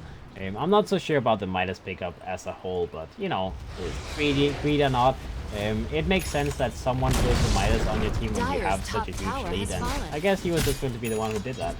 ProDotA does have a 4-star completed at the moment. The Warlock is going for 4-star as well, so they have multiple ways to, you know, just move around the map. The Morphling in the meantime almost dropped down, picked up a Dragonlance, and he's also working towards the Hurricane Pike next. He doesn't quite want to go for the Ethereal Blade just yet. I guess he doesn't really feel the need to go for that shotgun build this game, and I mean, it's not like the shotgun build is super great this game. The lifesteal doesn't really care too much about it because of the rage, so it's only good if you want to focus on killing the Invoker, but they have no issues killing the Invoker, so you might as well just go for a right-click build in the Morphling if anything. With the infested starter, maybe for the starter, well alive for now. Will try and get himself away. Will use his guidance and looks like he's going to be fine. Nice, he's going to do the next one to be taken down. He gets sparked up, he gets fueled up by the Legion Command, and he will be killed by Mel's ultimate shot. So that is 2 dead inside of RQ, and they didn't even get the kill on the starter as he dodged out that stun strike. So more pain, more suffering, and more of a net worth into the side of CG. They now take the CG tower on the bottom, and that is the last outer tower from the side of RQ. They are 15,000 gold behind, and it looks like they want to go high ground. They still have the Aegis up for about a minute or so. So let's see how much damage they can do. They're working with the CG tower down, and RQ, they don't have the light spell for the next 20 seconds. They don't have that initiation with an intense bomb, so let's see. They need to use the Sanctus to stomp. Some often gets hit by it, but you know that's like barely tickling at the moment. The Venomance in the meantime is taking loads of damage, and ultimate will be his death, but looks like the Sniper doesn't even bother doing that. The Sniper will keep the Venomance alive, but that Venomance does not look threatening this game. The Tier 3 tower in the meantime will be taken down by Jackal. They take the tower, they back themselves up, as I guess they don't want to push that luck too much. The Aegis will run out very soon, and they just decide, well guys, we got the Tier 3 tower, let's just go back, let's take the shrines away. Bottom shrine, top shrine, and then let's look for another push.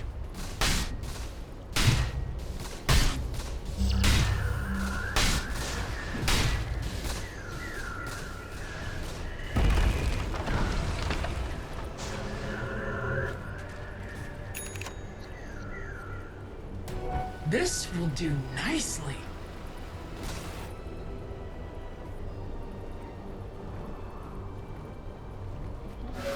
Regeneration.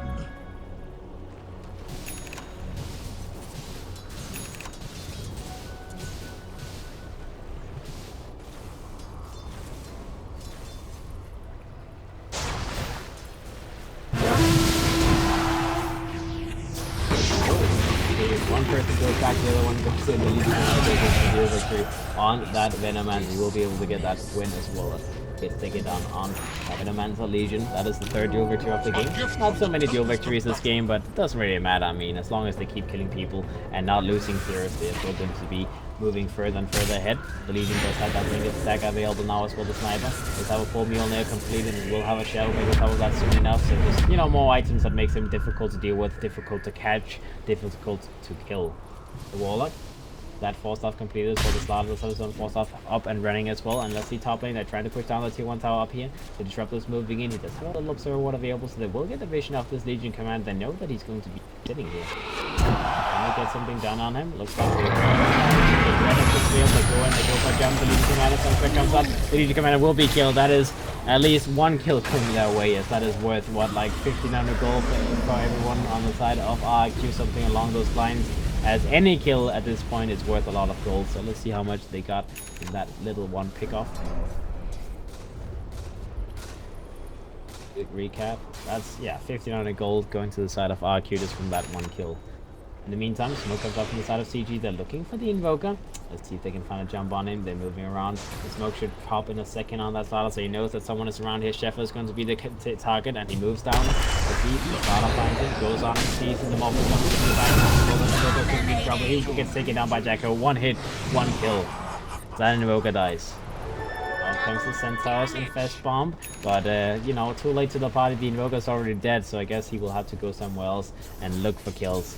He does have a sort of defense complete now on the Centaur, but it's one of the many items you need to be able to take a fight against CG. The Rod of Hazards is complete on the Venomancer, Armored Echo Saber on the Life moving towards a Basher. The Invoker, well, I guess he does have his Acronym Saber completed finally, but I'm not sure it matters if he gets killed every single time he's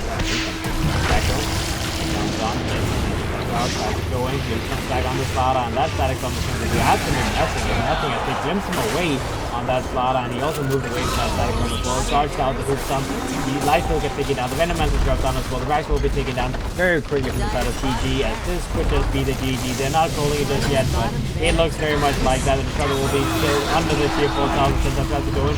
Try and get a jump on it. In the meantime, the Invoker will be taken down. Tries to get a kill on the Slaughter, but even that is going to be untouchable as the Slaughter survives. The Rax get taken down. They can continue towards the mid lane. Armel will do the damage to the tower, and good game gets called as RRQ. They will admit defeat. This is not happening. Well, after two very even games going both ways, CG, they managed to just stomp their way through the third game as they say, okay, enough playing around, let's just win this game. And RRQ, they're going to drop down to the lower bracket. CG, they will move on further. They will play up again.